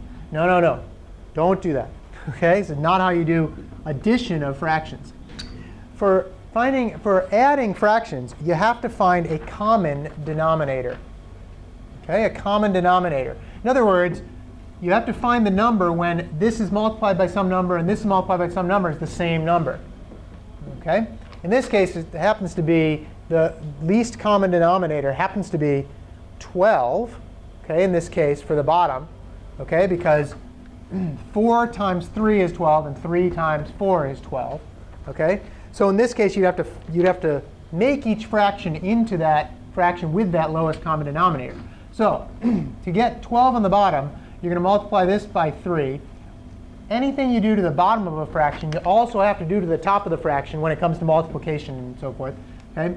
Times 3. And to get 12 on the bottom here, you multiply 3 times 4. So you have to do the same on the top. So you end up with 9/12 plus 8/12, which is, now you can add the tops, just the tops. You have 17, and you leave the bottom as the same, 12ths. OK? Let's do another example of that. Let's try an easy one. 1/7 plus 3/7. You can do that in your head if you wanted. 1/7 plus 3/7. Are they common denominator already? Yes. So you add the top, 4/7. Done. Okay. You can also do it with subtraction too, by the way. 2/5 minus 4/5. 2 minus 4, negative 2/5. Okay. All right. Let's try this. 1/4 plus 3/10. 1/4 plus 3/10.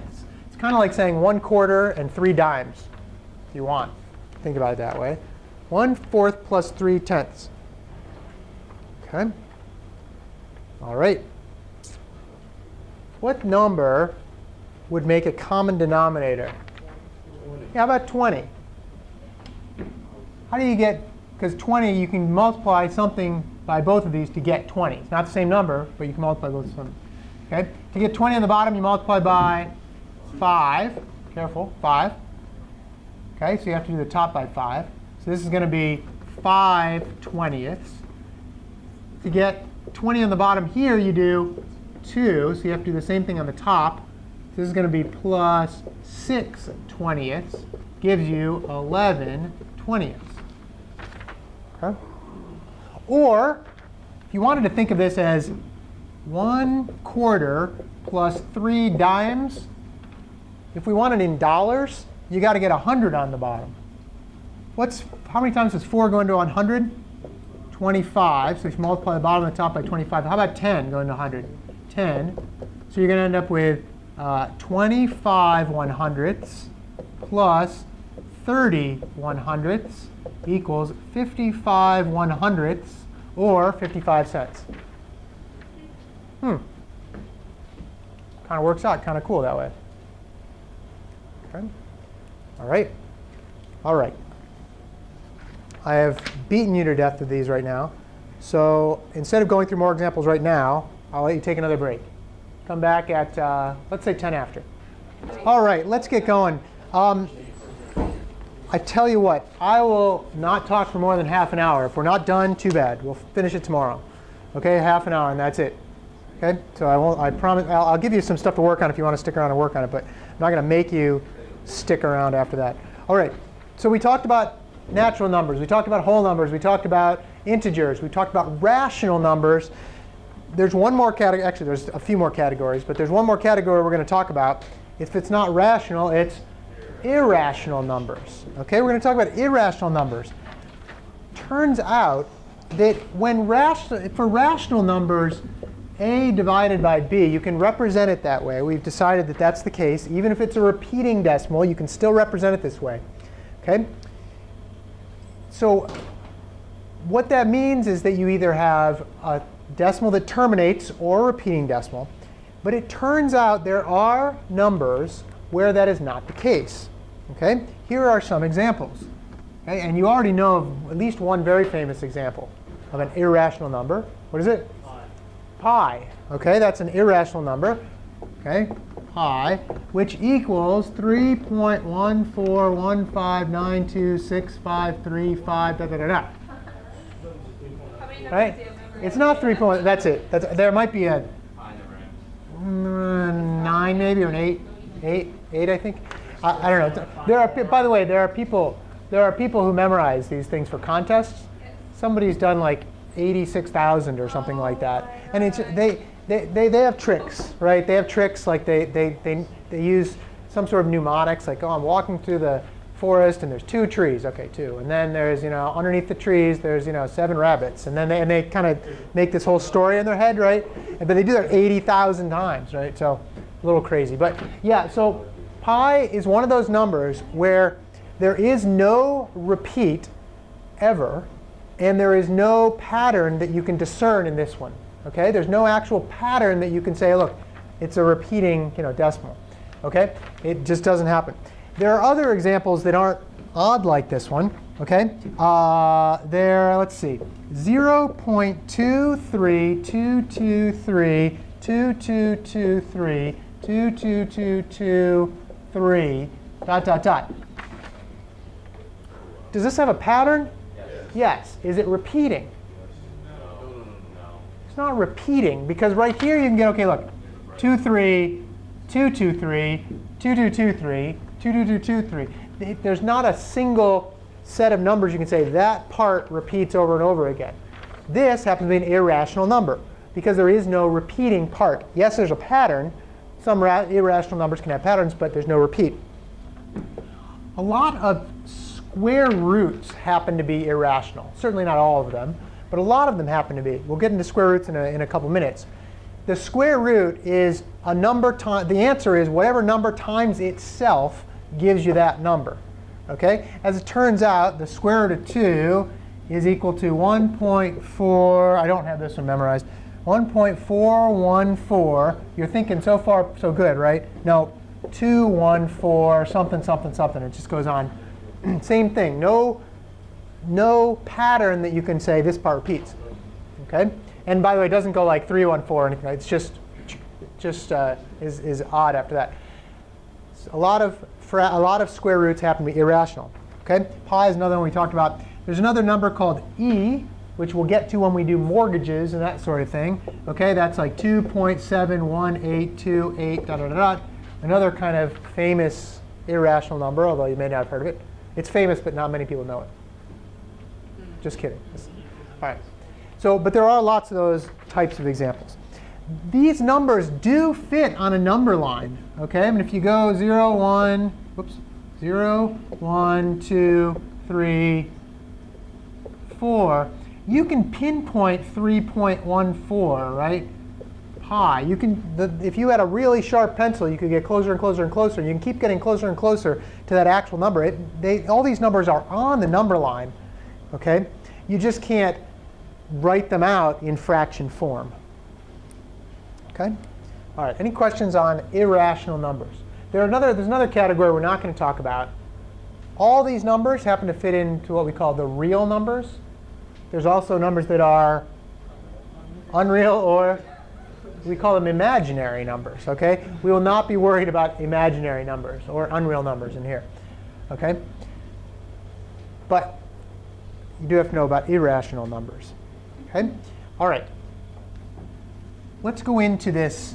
I'll leave the one we're going to go into. The square root of a number. In fact, I'll just make it a nice easy one. The square root of a number. Okay? We call this the principal square root. You guys remember I mentioned quadratic equation earlier? Remember how I don't know if you guys remember, you put positive plus and minus on these things? Yeah. We're going to only talk about the positive one for now. Okay, it's called the principal square root. Okay? Principal square root of a non-negative number, okay, is written like this, or if we use a variable, it's just written like square root of n, is the positive number when multiplied by itself gives you n. That's what square root means. Okay?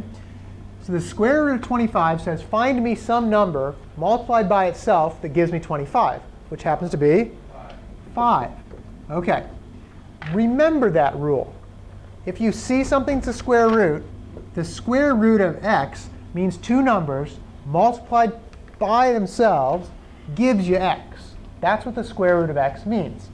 Square root of 25 happens to be 5 because 5 times 5 gives you 25. So far, so good? Okay. Square root of 36, 6, because 6 times 6 equals 36. Remember how it has to be, well, this number has to be positive. Square root of negative 25, this is where we get into that imaginary realm. Can you have two numbers, negative x times negative x always gives you what? Positive x. So can you have two numbers that multiply together to give you a negative? No. Two numbers that are the same. You can't do it. OK, so we're not going to worry about those. OK, square root of 36. square root of 3, is there any, do you know of the two numbers multiplied together that make 3? 1.5. 1.5 times 1.5. 5 to 5 is 25. 5, 7, 115. That's 5 to 100. It's 1.25. Nope. Right? Did I do that wrong? 2.25 rather? Yeah, 2.25. Right? Okay. So no. So not 1.5. This is an irrational number. Okay. If you have your calculator, you can do that on there. Who doesn't have a calculator right now? Right, hang on. All right, I won't give you the franking calculators. Okay, ready? Keep your hand raised. Shoop, shoop. There you go. I think I have enough. Oh. Oh. Anybody else? Okay. On your calculator, if you have one like this, you may have to type it a little bit differently on your calculator, but I think most of you guys probably have the right one. If you're using like an iPhone calculator, you'll probably have to do it a little differently. Do you want to borrow one of these? Borrow one of these. You can try it in yours, and you should learn how to use your iPhone one too, but it might be a little bit different. On this one, once you turn it on, if you type, well, let's do 36, okay? Type the square root button. Now the square root button, see this little caret symbol? Looks like that, and it's white, and it's over on the left-hand side. Okay, this little caret button. Underneath that is a little thing that looks like a square root sign. Okay, it's above it actually. Sorry, right above that caret is the square root sign. Okay, and it's in blue or whatever other color. That means you have to hit the second button to do that. So if you hit the second 2ND button, and then you hit the square root key or the little caret key, you should get a little square root symbol. It's the x squared key, not the parent key. It's the what? X squared. There's one above it that has X. Oh, you're right. Oh, you're right. Sorry, I lied. That's why it was underneath it. That's actually the cube root or whatever. You're right. So it's the one under the x squared. Some of them might be different. Second, and then the x squared button. The x squared button. That means take the square root. And then it should give you a little square root sign. And then it gives you a little parentheses. The nice thing about that is it does the parentheses for you. A lot of times you need parentheses for these things. And then type 36. And if you want, you can type the end parenthesis. You don't have to, though. You can do the end parenthesis if you want, but you don't have to. And then if you hit equals, you should get 6. Okay? Make sure you can do that on your calculator. Try that with 3. What do you get?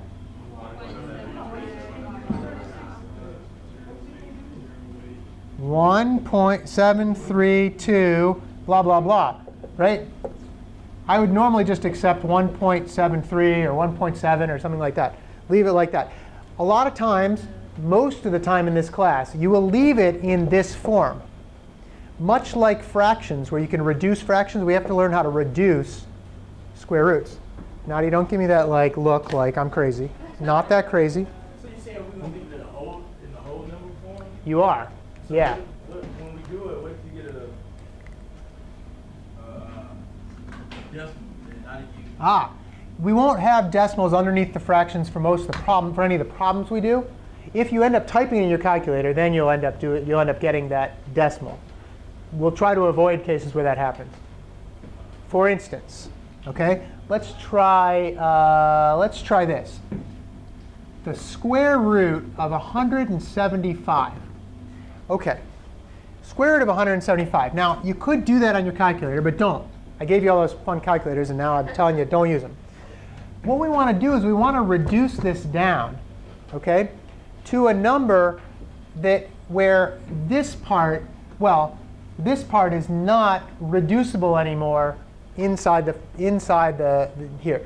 Here's how we're going to do it. What we're going to do, this is a trick that you can use or not, but I think it's pretty easy if you learn it now, or if you just do it this way. Start writing the numbers from like 1 to 9, and then their squares. 1, 2, 3, 4, 5, 6, 7, 8, 9. And the squares of those numbers. What's 1 squared? 1. 2 squared? 4. 3 squared? 9. 4 squared? 16. 5? 36, 49, 64, 81, and then we can even do 10, 100. Most of the ones you do will fit into this category. Okay? Are there any of these numbers, forget about 1, you don't even need 1 actually. Are any of these numbers go into 175? Any of the squares go into 175? 25 does. You can check it pretty quickly. You can do 175 in your calculator divided by 4. Nope. Divided by 9. Nope. Divided by 16. Nope. Divided by 25. Oh, yep. Watch what happens when we do this. What is 175 divided by 25? What is it? 7? 25 times 7. OK. Can we now take the square root of either of those? OK. As it turns out, things underneath the square root can be rewritten like this. Square root of 25 times the square root of 7. What's the square root of 25? 5. You can't do anything with the square root of 7. So when they're next to each other like that, it means multiplied. Really? So there's your reduced. All right. We're going to practice this a couple times. Okay? We're going to practice this with a couple different types. Let's try square root of, I'll give you another tricky one, 108. This is where your calculator comes in somewhat handy. Okay? Start going down the list here, okay, and seeing if any of these go into 108 evenly. 36. Yeah. So Andrew says 36. I already figured it out, right? 36 times what equals 108? 3. This becomes square root of 36 times 3. What I normally do is I write it like this. And then I say, I'm going to get rid of the 36. So I just cross it out like that. But remember that I have to take the square root of that. What's the square root of 36? 6. And we're left over with the square root of 3. Is that so hard? Not really that hard, I don't think. But we're going to practice a few more of these. Okay. Let's try 490. Square root of 490.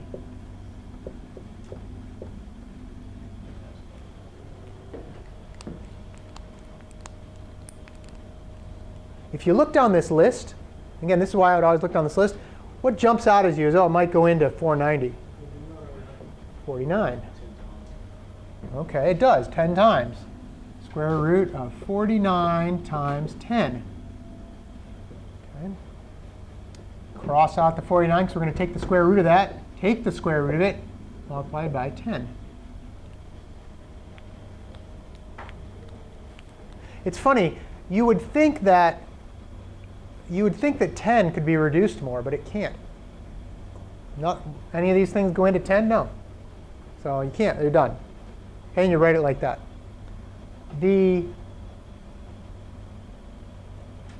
Here's something you should be able to do to test to see if you got it right. Do this on your calculator. Here's how you do it. 7, and then the times key, then that square root button, and then 10. And you can hit equals or do n parentheses and then equals. And you should get an answer. What do you get? 22.13 something something. Do the square root of 490. It's what? Same answer. So you can check it that way. A lot of times, it saddens me when students do on their tests, they write down an answer that they can so easily check, and they don't check it, and they know, and it's wrong, right? There are some it's really hard to check, and fine, you get it wrong, well, you get it wrong. But there's a lot of ones where you can just check it, and I'll teach you how some ways to do that. OK. All right. Done with that. Done with that. When you multiply square roots together, okay? When you multiply square roots together, just multiply underneath the square root. Square root of 3 times the square root of 4 is just the square root of 3 times 4.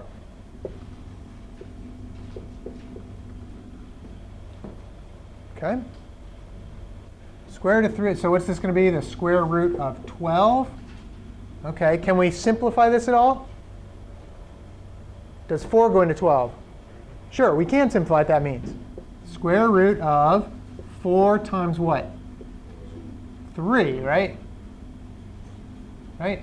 Cross out the 4. Square root of 4 is 2. 2 times the square root of 3. Do this on your calculator. Square root of 3, and then end parentheses, times square root of 4.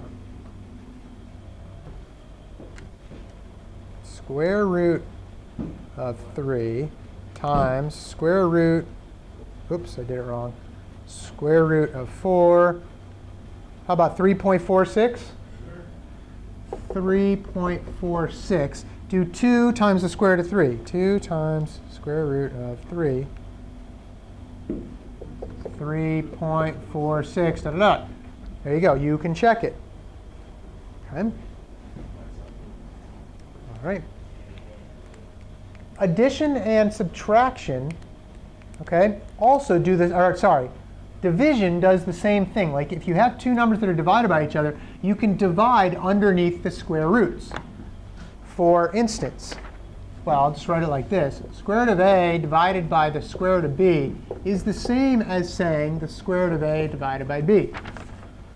So, square root of 108 divided by the square root of 3 is the same as the square root of 108 divided by 3. We already did this one, didn't we? What's 108 divided by 3? Isn't it 36? Equals the square root of 36, which equals 6, because 6 times 6 equals 36. Okay. Let's try a slightly different one. Let's try the square root of 90 divided by the square root of 2. That's going to be 90 divided by 2. It's going to be the square root of 45. Okay. Can we reduce this?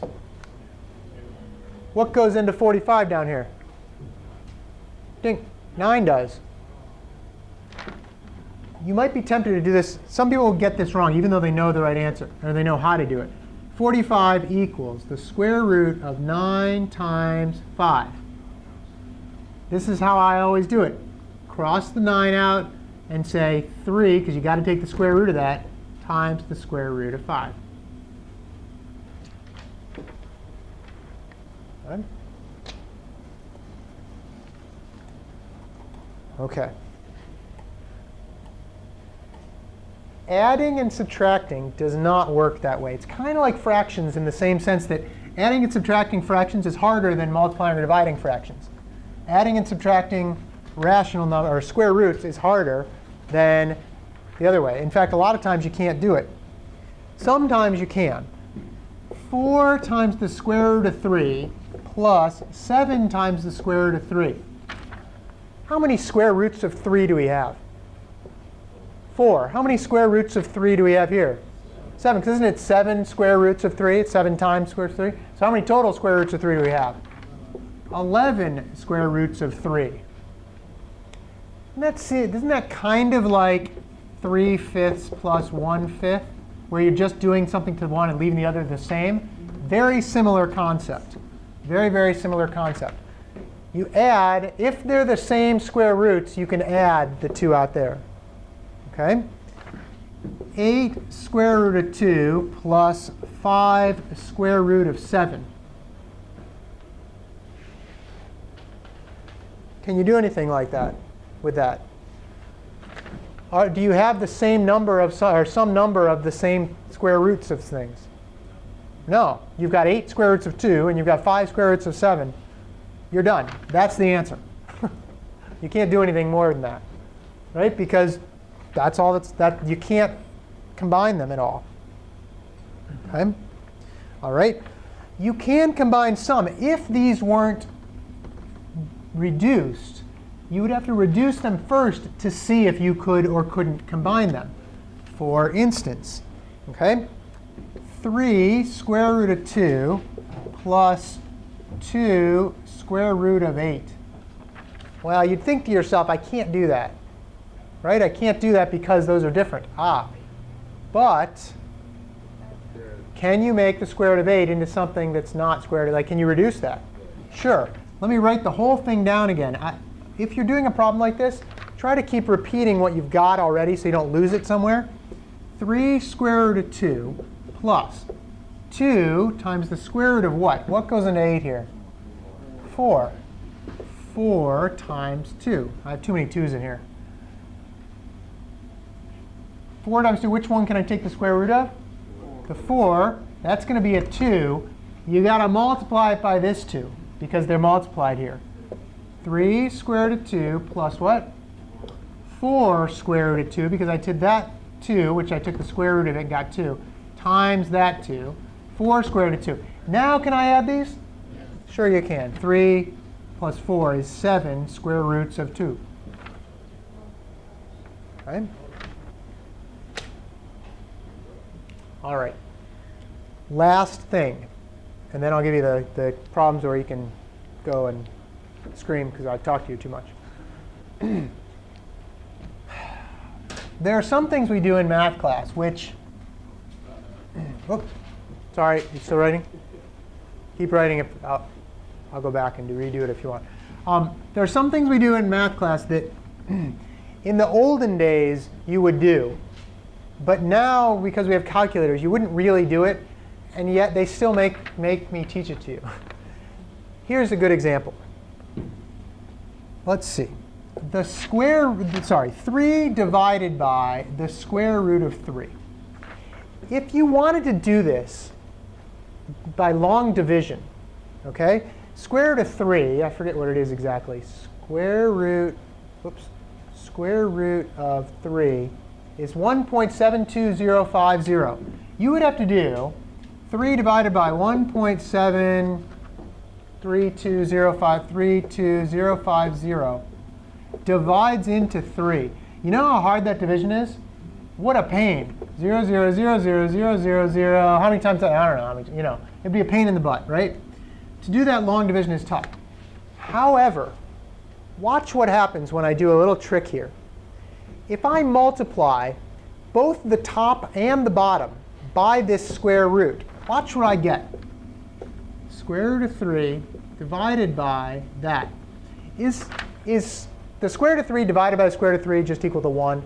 Isn't 5 over 5 equal to 1? And anything over itself equals 1.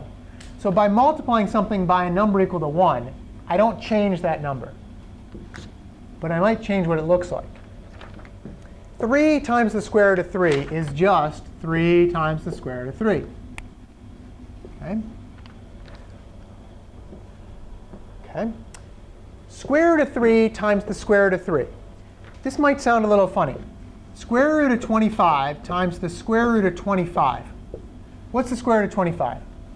5. What's the square root of 25? What's 5 times 5? 25. The square root of a number times itself gives you that number. It gets rid of the square root sign. Okay, it's just because of the way we define square root. Okay, so the square root of 3 times the square root of 3 gives you what? 3. Okay, because of this little trick that we said. Square root of a times the square root of a just equals a by this trick. Always works. Okay, all right. Now what do we have here? 3 divided by 3 gives you 1. What are we left over with? So it turns out that 3 divided by the square root of 3 just equals the square root of 3. We don't even have to do a division. This little trick is called rationalizing the denominator. Let me do another example. Okay, it's called rationalizing the denominator. 8 divided by the square root of 5. Remember, in the olden days, before people had calculators, this would be a hard problem to do because you'd have this really long number trying to divide it into 8. It would be a pain in the butt. Multiply the top and the bottom by that radical symbol, that square root. Okay? What do you get? On the top, you get 8 times the square root of 5. What's the square root of 5 times the square root of 5? 5. That's what we do when we say we rationalize the denominator. In other words, we make the denominator a nice, easy, rational number. Now if you want to do this division, you're going to end up doing 5 divided into whatever 8 times, excuse me, 8, whatever it is, 9 point whatever, right? It's going to be relatively easy to do, considering. So that's why they ask us to do this. Is there any practical reason anymore? Not really, because you take your calculator and you go, boop, 8 divided by square root of 5, and you're done, right? If you want to, you can check that they're the same answer. But that's really the end of it, okay? All right. The last thing, and I'll ask you to do a few of these, but you won't ever see this in real life, guaranteed. So why do they make you do it? Part of the reason we make you do stuff like this, and it's part of getting a college education, is making your brain do some exercise, right? It's kind of like anybody play basketball in here? Nobody plays basketball? Play basketball? If you play if you want to be a really good basketball player, and all you did all day was play basketball, are you going to be better or worse than somebody who spends most of his day playing basketball and then also runs 5 miles a day and gets in shape that way? You know what I mean? Like, you're doing an exercise that has nothing necessarily to do with the actual playing basketball, but you're exercising some other part of your brain. It's kind of like why we're doing this, to exercise part of our brain. Maybe not a very satisfactory answer, but I'm going to leave it at that. All right. Finally, the only other thing I wanted to show you today is we do have other roots that are not square roots. And that's the little button I tried to tell you to do on your calculator first. The cube root of 8 means some value multiplied by itself gives you 8. Turns out that 2 times 2 times 2 gives you 8. So the cube root of 8 equals 2. You can do it on your calculator using that other button. If you type 3 and then the second button, and then that caret button, which is the one that looks like the thing, and then type 8 and enter or equals, you should get 2. Okay? There are lots of other roots, right? There's the fourth root of, say, let's see, what's 8 times 2? 16? 16 also equals 2. Okay, you can do all that. Just wanted to show you that. Okay? And a lot of these ones happen to be irrational too. That one doesn't, but a lot of them happen to be irrational. Okay, right on time. Here's what I'll do. I will hand out a couple things. Take this, hand it around, grab one, and take this one and hand it around and grab one. I'll wait for the other one for tomorrow. If you want to stick around now and work on this, you're welcome to, and I will stay as long as you want, as long as that ends before 9, because I got to eat dinner. Now I'll stay as long as you want. You can work on these if you want. I know I talked to you a lot today. The first few weeks of here are going to be kind of a lot of press. But it will get a little easier as we go on. Okay, any questions on that? Good first day, guys. Looking forward to the rest of the 7 weeks. We are 1/14 of the way through class.